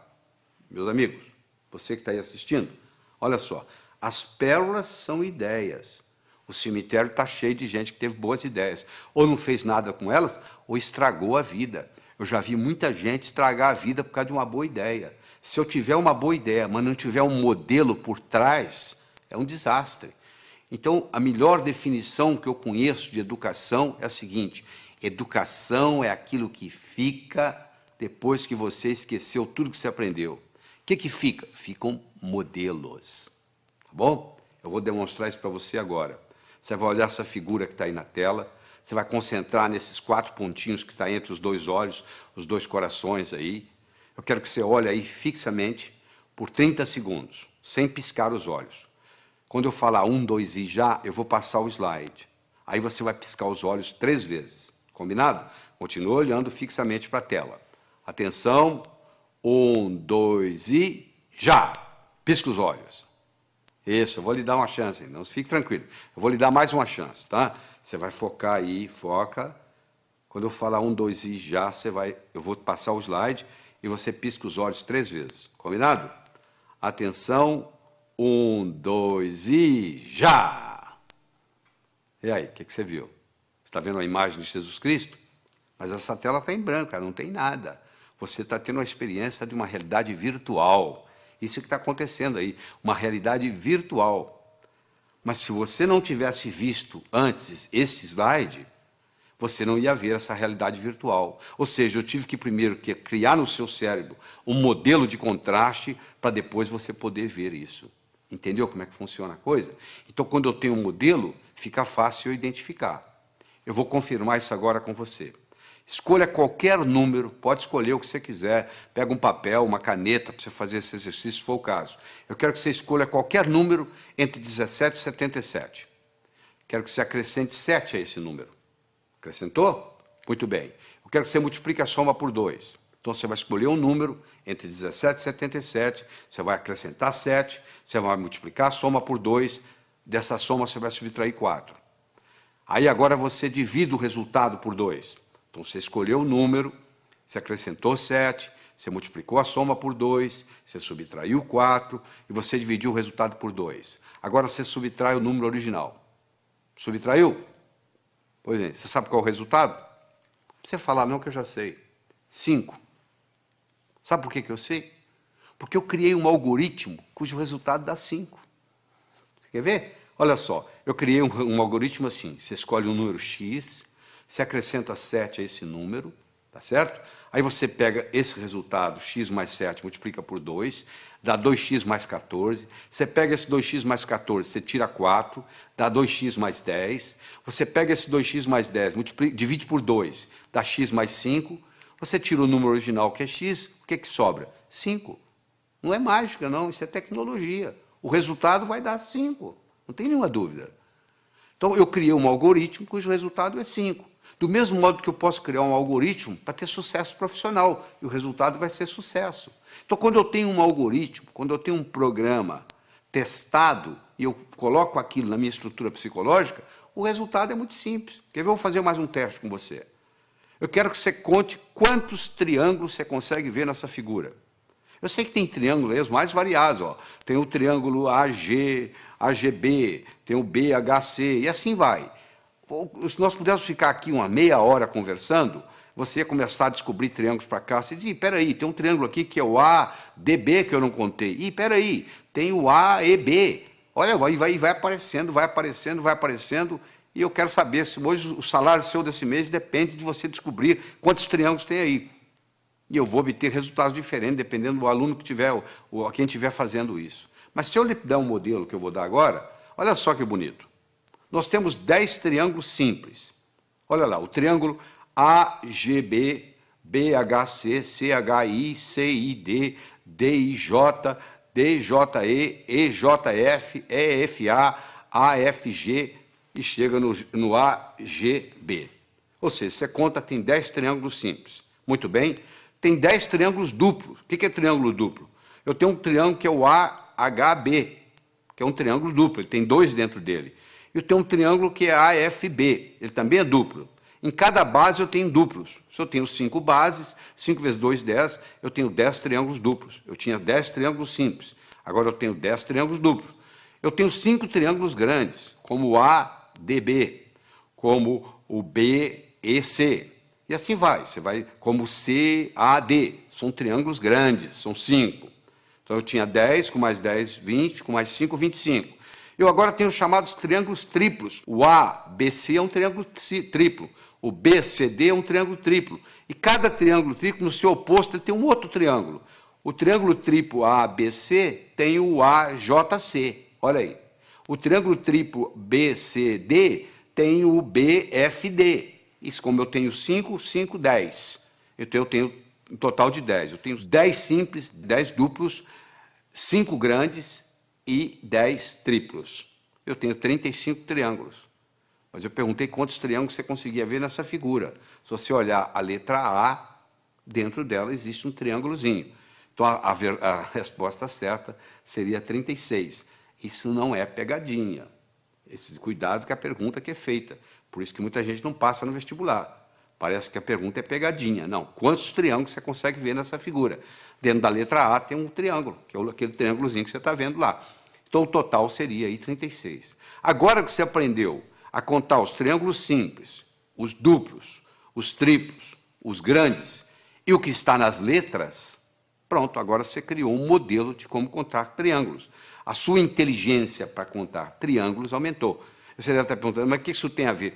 O que eu vou fazer na vida se eu aumentei minha inteligência para contar triângulos? Não, eu estou dando um exemplo.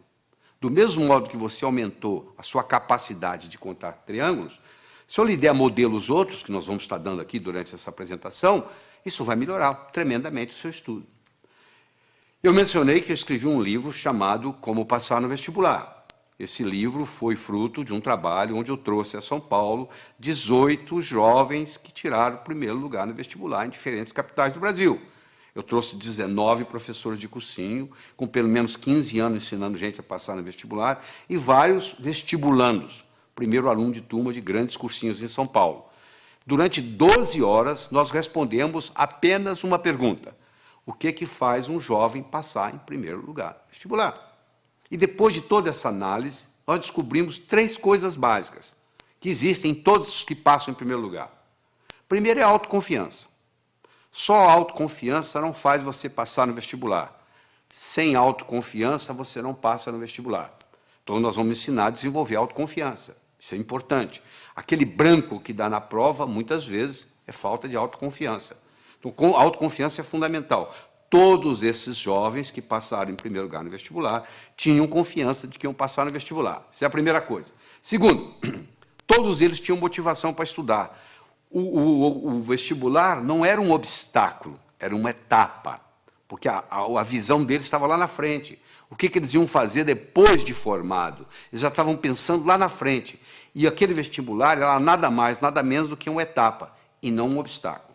E todos esses 18 jovens que tiraram o primeiro lugar, eles tinham estratégia em tomar nota em sala de aula, estratégia em se preparar para a prova, estratégia em fazer prova, estratégia em estudar em casa, tudo isso, estratégia em ler, estratégia em memorizar, todos eles, sem exceção, usavam mnemônicos, usavam um processo de memorização, provando que todos nós temos uma ótima memória. Às vezes nós não sabemos usar essa memória. A Helen Keller, que, como você sabe, era surda, era cega, e etc, etc, etc, e acabou sendo uma grande escritora, eu recomendo você ler a biografia de Helen Keller, que é fabulosa, ela tinha uma frase famosa que ela dizia assim: jamais alguém concordará em rastejar se sentir um impulso para voar. Todo ser humano tem um impulso para crescer, faz parte do espírito humano. A pessoa nunca chega e fala, eu quero piorar. Todo mundo está querendo melhorar, não é verdade? Você, eu, todos nós estamos querendo melhorar. Agora, que infelizmente, uma pequena minoria consegue isso, que a maioria navega na vida, a deriva. Por quê? Porque lá na escola o professor não soube ensinar a pessoa como estudar. Porque já que você vai estudar tantos anos, já que você vai depender de tudo isso, da leitura, tanto tempo, Nós, brasileiros, lemos numa velocidade muito lenta. Nós temos um problema muito grande com leitura. E eu vou ter oportunidade de discutir isso aqui com você. Mas deixa eu começar a desenvolver com você a inteligência lógico-matemática. Então eu tenho um probleminha aí, olha que bonito. 9 executivos se encontram para a discussão de um projeto. Antes da reunião se iniciar, eles se cumprimentam, cada um apertando a mão de todos os outros. Eu quero saber quantos apertos de mão ocorreram. Esse é um problema simples que já caiu no vestibular. É uma coisa simples. Você tem 9 executivos, cada um vai apertar a mão do outro, e eu quero saber quantos apertos de mão. Por onde você começa? Bom, então vamos ver? Coloque-se lá dentro. Você é um deles. Ora, se são 9, você é um dos 9. Você não vai apertar a mão de você mesmo. Você vai apertar a mão de 8. Não é verdade? Ora, se você vai apertar a mão de 8, cada um vai apertar a mão de 8. Ora, se são 9, cada um apertando a mão de 8, 9 vezes 8, 72. Só que quando eu aperto a sua mão, você aperta a minha. Então eu tenho que dividir isso por 2. São 36 apertos de mão. Ah, que beleza, quer dizer que é assim? E se fosse 8? Vamos pegar 8 executivos. Bom, se são 8 executivos, cada um não vai apertar a própria mão, ou seja, vai apertar a mão de 7. Cada um dos 8 vai apertar 7 mãos. 8 vezes 7, 56. Dividir por 2 dá 28. Ah, e se fossem 6 executivos? 6 vezes 5, 30. Não é verdade? Dividir por 2, 15. 15 apertos. Olha que bacana. Aí eu chego a um algoritmo, que eu tenho que multiplicar o número de executivos vezes o número de executivos menos 1, dividido por 2. Se eu tivesse 10 executivos, você me responde agora. Quantos apertos de mão? 10 vezes 9, 90. Dividido por 2, 45. 45. Quanto tempo você gastou para fazer isso? 1 segundo.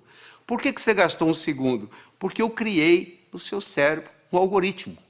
De repente, nesse assunto, você ficou mais inteligente. Se eu começo a criar algoritmos básicos para você, esses algoritmos básicos vão criando, vão aumentando a nossa inteligência lógico-matemática.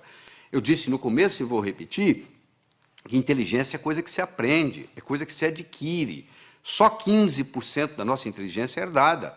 85% é adquirida. Em qualquer fase, em qualquer idade, em qualquer profissão, nós podemos melhorar a nossa inteligência. Essa é que é a boa notícia que eu tenho aqui para todos nós. Fundamental. Você acabou de aprender agora. Quer dizer, quando você encarar um problema desse, 9 executivos, 10, 11, 12, 8, 7, agora que você tem o algoritmo, ficou relativamente simples. Deixa eu conversar um pouquinho sobre a autoconfiança. Se eu colocar uma tábua de 40 centímetros de largura, 10 metros de comprimento aqui no chão, você consegue andar nela. Essa mesma tábua colocada entre 2 postes, já não é a mesma coisa. Você vai lá e treme na base e não anda. Fazer a prova sozinho em casa é uma coisa. Fazê-la no dia do teste, no dia do concurso, no dia do vestibular, é outra coisa muito diferente. É mais ou menos assim, em casa eu estou andando com a tábua no solo. E lá no dia eu estou andando com a tábua lá em cima. Então tem muita gente que se assusta, porque quando chega na hora do teste, chega na hora da prova, chega na hora do vestibular, chega na hora do concurso público, treme na base. Porque é como se estivesse andando na tábua lá em cima. Então essa parte é muito importante. No atletismo é a mesma coisa. Às vezes o jogador perde o jogo, às vezes o time perde o jogo porque o jogador não tem autoconfiança. Ele teve uma briga com a namorada, entra em campo psicologicamente mal, cai o nível de rendimento, faz uma besteira, e ali começa aquela história, e dali para frente você já viu o que acontece. Então é muito importante nós entendermos esse aspecto. Deixa eu dar só um exemplozinho. Vamos imaginar que você gosta de futebol, tá? Que você está domingo à tarde assistindo uma partida de futebol. E o seu time, fizeram um pênalti contra o seu time, e o atacante principal do seu time vai bater o pênalti. E ele bate o pênalti, só que a bola pega na trave. Se você observar esse atacante, nos próximos 10 minutos, ele joga mal. Por que ele joga mal? Porque ele fica ruminando aquilo. Poxa, perdi uma oportunidade de fazer meu time ganhar. Poxa, perdi o pênalti. Então, até ele se recuperar daquilo, leva um tempo. Imagina você está fazendo uma prova de 80 perguntas. Você tem 4 horas para terminar a prova. Você encara o primeiro problema. Você fica 7, 8 minutos no problema e não consegue resolver. Sabe como é que a sua autoestima faz? Vai lá no pé. Pronto, a sua autoconfiança acabou. O resto da prova você já não tem o mesmo desempenho mental. Olha que interessante. Para fazer prova existe estratégia. Você quer estratégia? Você lembra quando você era criança, você jogava vareta? Soltava as varetas na mesa. Qual que você pegava primeiro? A mais fácil. E depois? A mais fácil. E depois? A mais fácil. Você não ia buscando a mais fácil? Então, na prova é a mesma coisa. Você tem que pegar a prova e dividir ela em questões A, B e C. A são aquelas perguntas que você sabe responder. B são aquelas que você sabe responder, mas que vai dar um pouco de trabalho. E C são aquelas que você não sabe se vai responder. Você responde às A's, marca as B's e pula as C's. Se você, aí quando você terminar as A's, você já fez bastante ponto, a sua autoestima já está elevada, você vai e resolve as B's. Se sobrar tempo, você vai encarar as C's. E se não der, você então entra com a estratégia de chutar. Você entendeu? Mas quando, é uma estratégia simples, é a estratégia de jogar vareta. Mas uma pessoa que não tem essa estratégia simples na cabeça, ela encara uma prova, um concurso, ela pensa que tem que responder na ordem, 1, 2, 3, 4, 5, 6. Por azar, ela pega uma pergunta que é difícil para ela, que ela não sabe a resposta, e ela perde ali 6, 7, 8 minutos, e sai dali desanimada, já a autoestima já lá embaixo. Olha o impacto que tem. Uma explicação simples dessa, olha a contribuição que faz para você, olha a diferença que isso faz. Vamos continuar no nosso processo lógico-matemático? Então eu tenho mais um probleminha para você. Olha aí. Um comerciante comprou uma cadeira por $70. Vendeu-a logo em seguida por 80. Comprou de volta a mesma cadeira por 90 e vendeu-a novamente por 100. Quanto foi o lucro dele nessa transação? Então ele comprou a cadeira por 70, vendeu por 80. Comprou a mesma cadeira por 90, vendeu por 100. Eu agora vou dar um tempinho para você. Você vai ter que me responder aí o que você acha. Quanto que ele ganhou ou perdeu nessa transação. Primeiro você vai decidir se ele ganhou ou se ele perdeu. E quanto foi? Ele comprou por 70, vendeu por 80, comprou a mesma cadeira por 90, vendeu por 100. Ele ganhou ou perdeu? Bom, eu faço isso nos meus cursos e eu obtenho 3 tipos de resposta. Que ele ganhou 10, que ele não ganhou nada e que ele ganhou 20. Então, se tem 3 respostas para o mesmo problema de matemática, uma está certa e 2 estão erradas. Então, tem alguém errando. Eu não sei qual o seu raciocínio no momento. Seja ele qual for, eu vou consertá-lo, não se preocupe. Mas você tem que fazer isso junto comigo aqui agora. Eu vou voltar no slide para você garantir que você está me acompanhando. Um comerciante comprou uma cadeira por 70, vendeu logo em seguida por 80. Comprou de volta por 90 e vendeu novamente por 100. Qual foi o lucro dele nessa transação? Então você vai ter que decidir se é o 1, se é o 2, se é o 3. Se ele ganhou 10, se ele não ganhou nada ou se ele ganhou 20.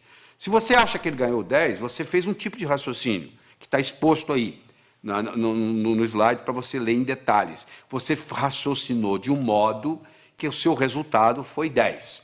Né? Você acompanha aí o raciocínio na tela aí, foi o raciocínio que você fez.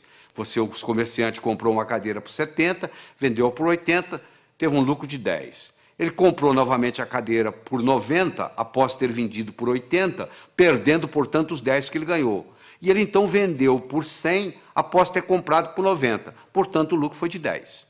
Esse é o raciocínio de quem acha que é 10. Tem gente que pensa diferente, tem gente que pensa que não houve lucro. Ele pensa que se ele vendeu por 80, após ter comprado por 70, ele ganhou 10. Ele então perdeu 20, comprando-a de volta pelos 90, que originalmente ele tinha comprado por 70, ele perdeu 20. Ele então ganha 10 vendendo por 100, e, portanto, ele chega à conclusão que ele não ganhou nada. Então esse é o que diz que ele não ganhou nada. E tem aquele seguinte, olha só, se ele comprou a cadeira por 70 na primeira vez e comprou por 90 na segunda, ele desembolsou 160 no total, não foi? Se ele vendeu a primeira vez por 80 e vendeu a segunda por 100, ele, na realidade, recebeu 180. Ora, se ele desembolsou 60 e desembolsou 160 e recebeu 180, quanto que ele ganhou? Ele ganhou 20. É só você imaginar que você tem um bolso para comprar e um bolso para vender. O que sai e o que entra. Olha que interessante. Se eu tivesse dito para você assim, um comerciante comprou uma cadeira por 70, vendeu por 80. No mesmo dia ele comprou um relógio por 90, vendeu por 100. Quanto que ele ganhou? Você não teria nenhum problema em responder. Olha, ele ganhou 10 da cadeira, ganhou 10 do relógio, ganhou 20. Como eu falei que era a mesma cadeira, eu já compliquei a sua vida. Olha o que a linguagem faz na vida da gente. A linguagem pode facilitar o nosso processo ou pode complicar o nosso processo. Você acabou se complicando apenas por um processo linguístico. Isso é um problema de vestibular. caiu em vestibular já justamente confundindo, parecendo uma pegadinha. Na realidade, não é pegadinha. Isso aí é para mostrar o raciocínio e mostrar a influência que tem. Então, uma pessoa pode muito bem melhorar sua capacidade de raciocínio. Eu tenho aqui 4 pilares do raciocínio. Um eu chamo de passo a passo, o outro eu chamo de visualização, o outro eu chamo de reformulação e o outro eu chamo de exclusão. Esses são os 4 pilares. Quando eu ensino para a pessoa a trabalhar com esses 4 pilares, essa pessoa automaticamente melhora a sua inteligência lógico-matemática. Então vamos fazer o seguinte, vamos começar com passo a passo. Eu tenho as seguintes cores. Eu gosto do laranja mais do que eu gosto do vermelho. Eu gosto do verde menos do que eu gosto do azul. Eu gosto do azul menos do que eu gosto do anil. Eu gosto do vermelho menos do que eu gosto do violeta. Eu gosto do verde mais do que eu gosto do amarelo. Eu gosto do violeta mais do que eu gosto do anil. E eu gosto do laranja menos do que eu gosto do amarelo. Qual é a minha cor favorita? Olha que eu tenho aqui só 7 cores. Imagine se eu tivesse 70 e fizesse esse raciocínio. Olha onde que você chegaria. Você pode começar a trabalhar nisso aí, se você vai ficar, tem gente que leva meia hora, 1 hora e não consegue chegar à conclusão, porque não pegou o modelo ainda. Eu vou lhe ensinar o modelo, você vai resolver isso em 10 segundos. Porque é muito simples, olha como é que o modelo é simples. A primeira está escrita assim, eu gosto do laranja mais do que do vermelho. Então laranja passa a ser a minha cor favorita. Eu vou procurar onde é que tem laranja, vai lá no 7 tem laranja. Lá está dizendo que eu gosto mais do amarelo do que do laranja. O amarelo passa a ser a minha cor favorita. Eu vou procurar onde tem amarelo. Eu vou lá no 5, tem amarelo. Eu gosto do verde mais do que do amarelo. O verde passou a ser a minha cor favorita. Vai lá no 2, onde está o verde. Olha lá. Eu gosto do verde menos do que do azul. O azul passou a ser a minha cor favorita. Eu vou onde tem azul. Eu vou lá no 3, tem azul. Eu gosto do azul menos do que eu gosto do anil. Anil passou a ser a minha cor favorita. Eu vou lá no 6, olha lá. Eu gosto de violeta mais do que eu gosto de anil. Violeta passou a ser a minha cor favorita. Eu vou lá no 4, onde tem violeta, e confirmo. O violeta gosto mais do que o vermelho. Com a conclusão que eu cheguei, a minha cor favorita é o violeta. Olha que bacana. Na hora que eu criei esse esquema, pronto, agora ficou fácil. Eu tenho um modelo, sabe por quê? Eu aprendi a pensar passo a passo. Esse é um jeito, é aprender a pensar passo a passo. Você já deve ter aprendido o teorema de Pitágoras, né? O quadrado da hipotenusa é igual à soma dos quadrados dos catetos. Se a minha hipotenusa é 5, que no caso aí é o A, o quadrado de um dos catetos é 4, 4 vezes 4, 16, do outro é 3, 3 vezes 3, 9, 16 e 9, 25, o quadrado de 5 é 25. Não é isso? E daí? O que eu vou fazer com esse? O quadrado da hipotenusa é igual à soma dos quadrados dos catetos. O que isso vai ter? A aplicabilidade que isso vai ter na minha vida? Olha aí na figura. Você está vendo aí, ó? Está aí a hipotenusa, que são 25 quadrados. Um cateto, que é o B, é 4, dá 16 quadrados. O outro é 3, dá 9. 16 e 9, 25. Se eu estou numa arquitetura, numa construção, eu quero construir 2 salões que correspondem a um terceiro. Olha aí, se eu uso isso aí, está resolvido o problema. Olha a aplicabilidade que isso tem. Agora que você visualizou, você entendeu a aplicabilidade, agora você tem motivação para aprender. Então, uma coisa é o passo a passo, outra coisa é a visualização. O terceiro pilar do pensamento é a reformulação.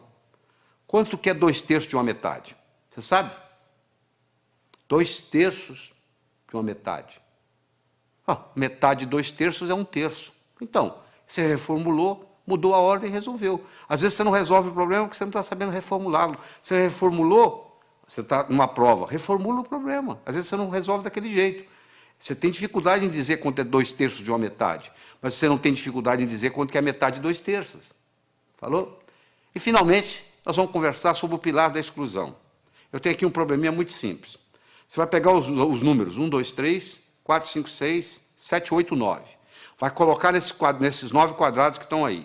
De tal forma que, se eu somar na horizontal, somar na vertical ou somar na diagonal, tem que dar 15. Não interessa como eu somar, tem que dar 15. Poxa, complicado? Não, não é complicado. Quer ver como é simples? Primeiro, qual que é o quadrado mais importante? O do meio. Porque ele participa da vertical, ele participa da horizontal, ele participa da diagonal. Ele é o que mais participa de tudo. Então, se eu resolver esse problema aí, eu resolvo praticamente 90% do problema. Qual o número que eu vou colocar aí? Eu não posso colocar o 1. Porque se eu colocar o 1, vai ter um lugar que vai ter 2, 1 e 2, 3, para 15, 12. Eu não tenho 12. Eu não posso colocar 1, não posso colocar o 2, porque o 2 também vai ter um lugar que tem 1. Eu não posso colocar o 3. Por que eu não posso colocar o 3? Porque se eu colocar o 3 aí, vai ter um lugar que tem 1. 3 e 1, 4. Para 15, 11. Eu não tenho 11. Eu não posso colocar o 4, porque se eu colocar o 4 aí, vai ter um lugar que vai ter 1. São 5. Para 15, 10. Eu não tenho 10. Eu posso colocar o 9? Não. Se eu colocar o 9 aí, tem um lugar que vai ter 8. 9 e 8, 17. Já passou de 15.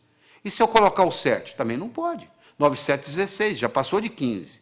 E se eu colocar o 6? 9 e 6, 15. E o que sobra para o outro? Eu não tenho 0. Então eu vou excluindo, excluindo, excluindo, até eu chego à conclusão que só tem um número para eu colocar aí, é o 5. Aí na hora que eu coloquei o 5 aí, ó, a coisa fica muito simples. Você pode fazer você mesmo aí, você vai ver aí que se você somar na horizontal, somar na vertical, somar na diagonal, o resultado dá sempre 15. Eu comecei o problema, você fala, isso eu não consigo fazer. Não consegue não. É porque você não tinha parado para pensar no processo da exclusão. Agora você tem o pilar da exclusão, da visualização, da reformulação, do passo a passo, e aí o processo vai. Então nós já falamos, é importante você levar em consideração a motivação. Como é que você motiva? Você fica olhando a sua meta. E é uma coisa, gente, preparar para o vestibular, preparar para concurso, preparar para a vida, não é uma corrida de 100 metros. É uma maratona. Você conversa com um maratonista, a estratégia é bem diferente de correr 100 metros. Porque o maratonista, ele sabe que vai demorar a corrida. O corredor de 100 metros sabe que vai acabar logo. Eu acho que eu tenho que aprender para a vida. Eu tenho que manter isso na minha memória. E o que acontece com a maioria dos estudantes? Aprende, esquece, aprende, esquece, aprende, esquece. E diz assim, minha memória é ruim, a memória não serve para nada.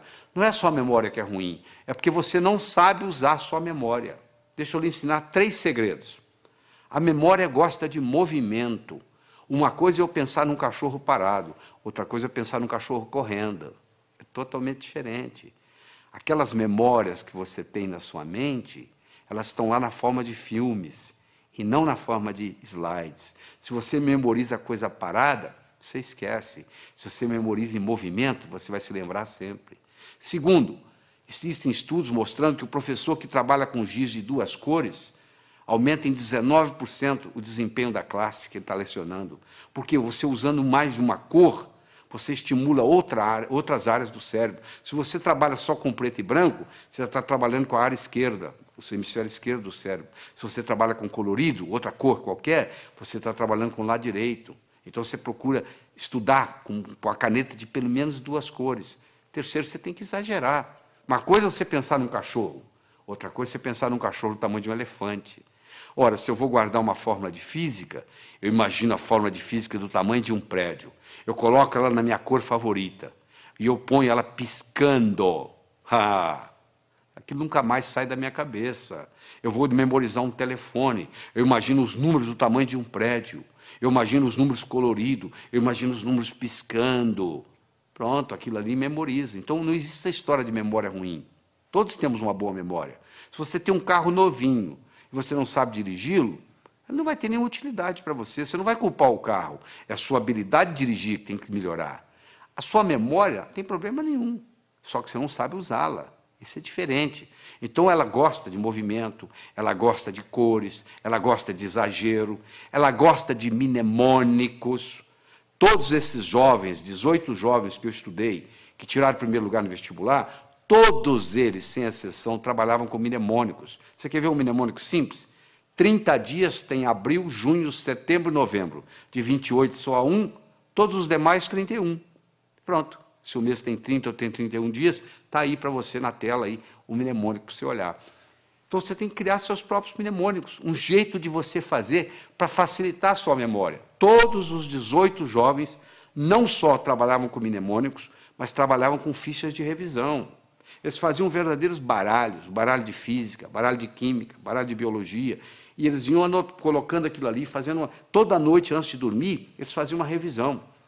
A medicina mostra que os últimos 20 minutos, o que você vivencia nos últimos 20 minutos antes de dormir, rumina na sua cabeça a noite toda. Se você estuda o dia inteiro, vai assistir televisão e vai para a cama, o que vai ruminar não é o que você estudou durante o dia, é a televisão que você assistiu. Então você estuda o dia todo, vai, assista a sua televisão merecidamente, volta à mesa de estudos, estuda mais 10, 15 minutos, aí você vai para a cama, aí você vai passar no concurso, você vai passar no vestibular, porque você está ruminando a noite toda aqueles 15 minutos de revisão, e aí vem a hora da revisão, você tem que ter como se fosse você vai ter que ter um fichário, como se fosse um baralho mesmo, um baralho de física, um baralho de química, um baralho de biologia, e você passa o olho ali, vai passando o olho. Repetição é a mãe do aprendizado, não é verdade? Como é que você aprendeu a andar? Você levantou, caiu, levantou, caiu, levantou, caiu, até que um dia você andou. Então é muito importante você entender isso. É muito importante você colocar ritmo e rima, é muito importante você... o contexto. É fundamental o contexto, você não tem ideia do contexto.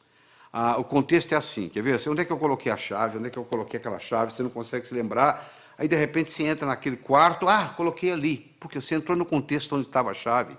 Ora, se eu estou lá na prova, eu estou tentando lembrar aquela fórmula de física, eu não consigo lembrar a fórmula de física, não consigo me lembrar, aí eu fecho os olhos, me transporto para a minha mesa de estudos, lá onde eu estudei aquela fórmula, de repente vem na cabeça. Isso é um truque espetacular para a memória. E outra coisa importante é a respiração ajudando na memorização. Nós desenvolvemos uma respiração que eu digo assim, inspire em 4, segure em 4, solte em 4. Por quê? Porque naquela posição que você fica para estudar ou para fazer prova, depois de um certo tempo, o oxigênio no seu cérebro começa a cair. E você sabe que o cérebro ele exige oxigênio e glicose para funcionar. São os dois combustíveis que o cérebro usa. Faltou oxigênio, o desempenho não é o mesmo. Faltou glicose, o desempenho não é o mesmo. Eu recomendo para as pessoas que vão fazer concurso, vão fazer vestibular, levar no bolso umas 3 ou 4 barrinhas de chocolate.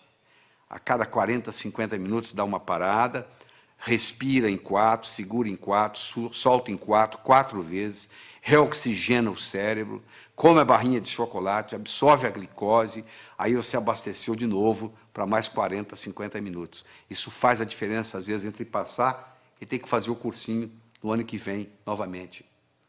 Deixa eu falar um pouquinho sobre leitura. 80% ou mais daquilo que você vai aprender na sua vida, você vai aprender através da leitura.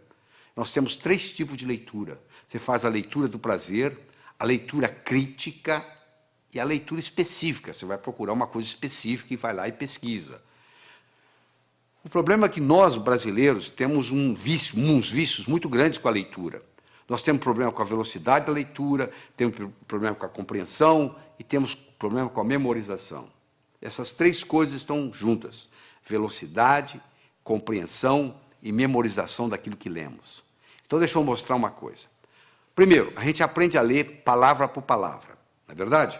Nós aprendemos a ler palavra por palavra e aprendemos a ler em voz alta. Aí nós começamos a ler em voz alta e os nossos pais dizem assim, não, para, você já leu bastante, lê agora em voz baixa. Só que você diminui o som, mas continua lendo com a garganta. Esse fenômeno recebe o nome de subvocalização. Só que a nossa garganta não permite falar mais do que 180, 190 palavras por minuto. Se você lê com a garganta, e a maioria lê, porque se você colocar uma pessoa lendo em silêncio e colocar um eletrodo aqui na área da laringe, você vai perceber que à medida que ela vai lendo, ela vai ativando a laringe. Se você tem esse vício de subvocalização, você está limitado a 190 palavras por minuto. Olha que interessante. O nosso cérebro chega a pensar 1000 palavras por minuto. Se a nossa garganta só trabalha com 190 palavras por minuto, ou seja, se eu sou limitado a ler 190 palavras por minuto, e o meu cérebro é capaz de pensar 1000, eu passo a maior parte do tempo fazendo o quê? Divagando. Eu fico desatento. Por incrível que pareça, quando eu aumento a velocidade de leitura, eu aumento a minha capacidade de concentração. Existe um outro vício na leitura, que é o chamado de regressão. O meu olho está sempre voltando, está sempre voltando, está sempre voltando, e eu perco um tempo danado nisso. Esses processos, então, o palavra por palavra, o subvocalização, a regressão, são problemas que prejudicam intensamente a nossa velocidade de leitura. Então, eu vou recomendar a você aqui, para você pegar o jeito. É como andar de bicicleta, você tem que colocar a rodinha primeiro, você vai virar o livro de cabeça para baixo, e você vai ler com as mãos, usando a mão como orientação, e ler de cabeça para baixo. Só para você pegar o jeito, você pegar a mecânica, e no pegar a mecânica, aquilo faz uma diferença. E de vez em quando existe um exercício muito interessante, que se você esfregar uma mão na outra, Esfregar até esquentar. Faz aí, você que está me assistindo. Faz aí. Vai, até esquentar. Aí você coloca em cima dos olhos. Na mesma hora você descansa o globo ocular. Faz isso umas 2 ou 3 vezes, que vai fazer uma diferença enorme na sua leitura. Outra coisa importante. Anote não palavras nem números. Anote ideias. E como é que você anota ideias? Com aquele disquinho quebrado que eu ensinei. O que estão querendo que eu aprenda desse material? O que estão querendo que aprenda desse material? Use mapas mentais. O que é mapa mental? É desenvolvido por um psicólogo britânico, Tony Buzan. Ele vai às escolas britânicas, pega o último aluno da sala, em 2 meses ele faz ser primeiro colocado, ele já fez isso várias vezes, provando que funciona. Ele mostra que o modo de você anotar usando o mapeamento mental, chamado mind map, o mapa mental, é o modo como o cérebro aprende. Isso alavanca tremendamente. Você dá uma olhada aí no slide que eu estou projetando, você vai ver como é que é o mapa mental. Entra na internet, faz uma pesquisa de mind map, ou o mapeamento mental, e você vai aprender a fazer esse processo como se fossem árvores com seus galhos. É importante você fazer ficha de revisão, fundamental. Às vezes uma ficha de revisão, você pode colocar tudo que você precisa, todo o conhecimento, naquela ficha de revisão. E só de você bater o olho ali, aquilo vai reforçando, vai reforçando, vai reforçando, e geralmente você faz isso antes de dormir. Repetição é a mãe do aprendizado. Você aprendeu a andar como? Levantou, caiu, levantou, caiu, levantou, caiu, até que um dia você andou. Outra coisa importante, o aprendizado é mais eficaz quando ele é divertido. Você tem que se divertir. Você não pode estudar de mau humor. Você tem que substituir suas anotações lineares por mapas mentais. Você tem que procurar trabalhar com pelo menos 2 cores diferentes. Você tem que associar sempre a teoria à prática. Você tem que fazer períodos de estudo de no máximo 50 minutos, com mais ou menos 12 minutos de descanso. Depois de 50 minutos, o rendimento cerebral cai tremendamente. Você continua a aprender, mas não retém. Faça resumo de ideias em fichas de revisão e revise-as diariamente. Todo esse processo está aí, ó. É você aprender a aprender. Isso é que é importante. É aprender a aprender. Isso é que interessa. Porque depois que você aprendeu a aprender, você se torna o capitão do seu navio, meu amigo. Você aí, o limite, o céu é o limite. Você não vai depender mais de ninguém. Eu espero que, eu acredito que você tenha que assistir esse material de novo, escutar com carinho, voltar nos problemas, para poder se reter isso aí. Você precisa mais de uma vez estar exposto a esse material. Você precisa de algumas horas de voo. Eu vou contar uma história e aqui vou terminar essa nossa participação aqui. Tá bem? Diz que uma vez, numa noite fria de inverno, 2 pássaros estavam empoleirados no galho de uma árvore. Um gavião e um pombo. O gavião então perguntou para o pombo: seu pombo, quanto que pesa um floco de neve? O pombo, sem querer conversa, laconicamente responde: praticamente nada. O gavião então disse: pois é, no inverno passado, numa noite como essa, nevando como agora, eu não tinha o que fazer, nem com quem conversar, eu estava empoleirado num desses galhos aqui por perto, eu comecei a contar os flocos de neve que caiu no galho onde eu estava. Quando chegou em 2.515.223, o próximo floco que caiu, o galho quebrou. Quando o gavião terminou de contar para o pombo a história, o galho onde eles estavam empoleirados também quebrou.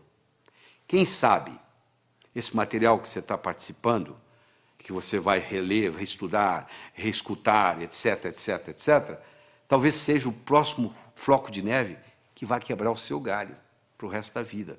Porque hoje, no mundo do conhecimento, antigamente, na época da terra, valia quem tinha terra. Na era industrial, valia quem tinha dinheiro. Hoje a moeda mudou e muita gente não se deu conta disso. A moeda hoje se chama conhecimento. Você é rico ou você é pobre em conhecimento.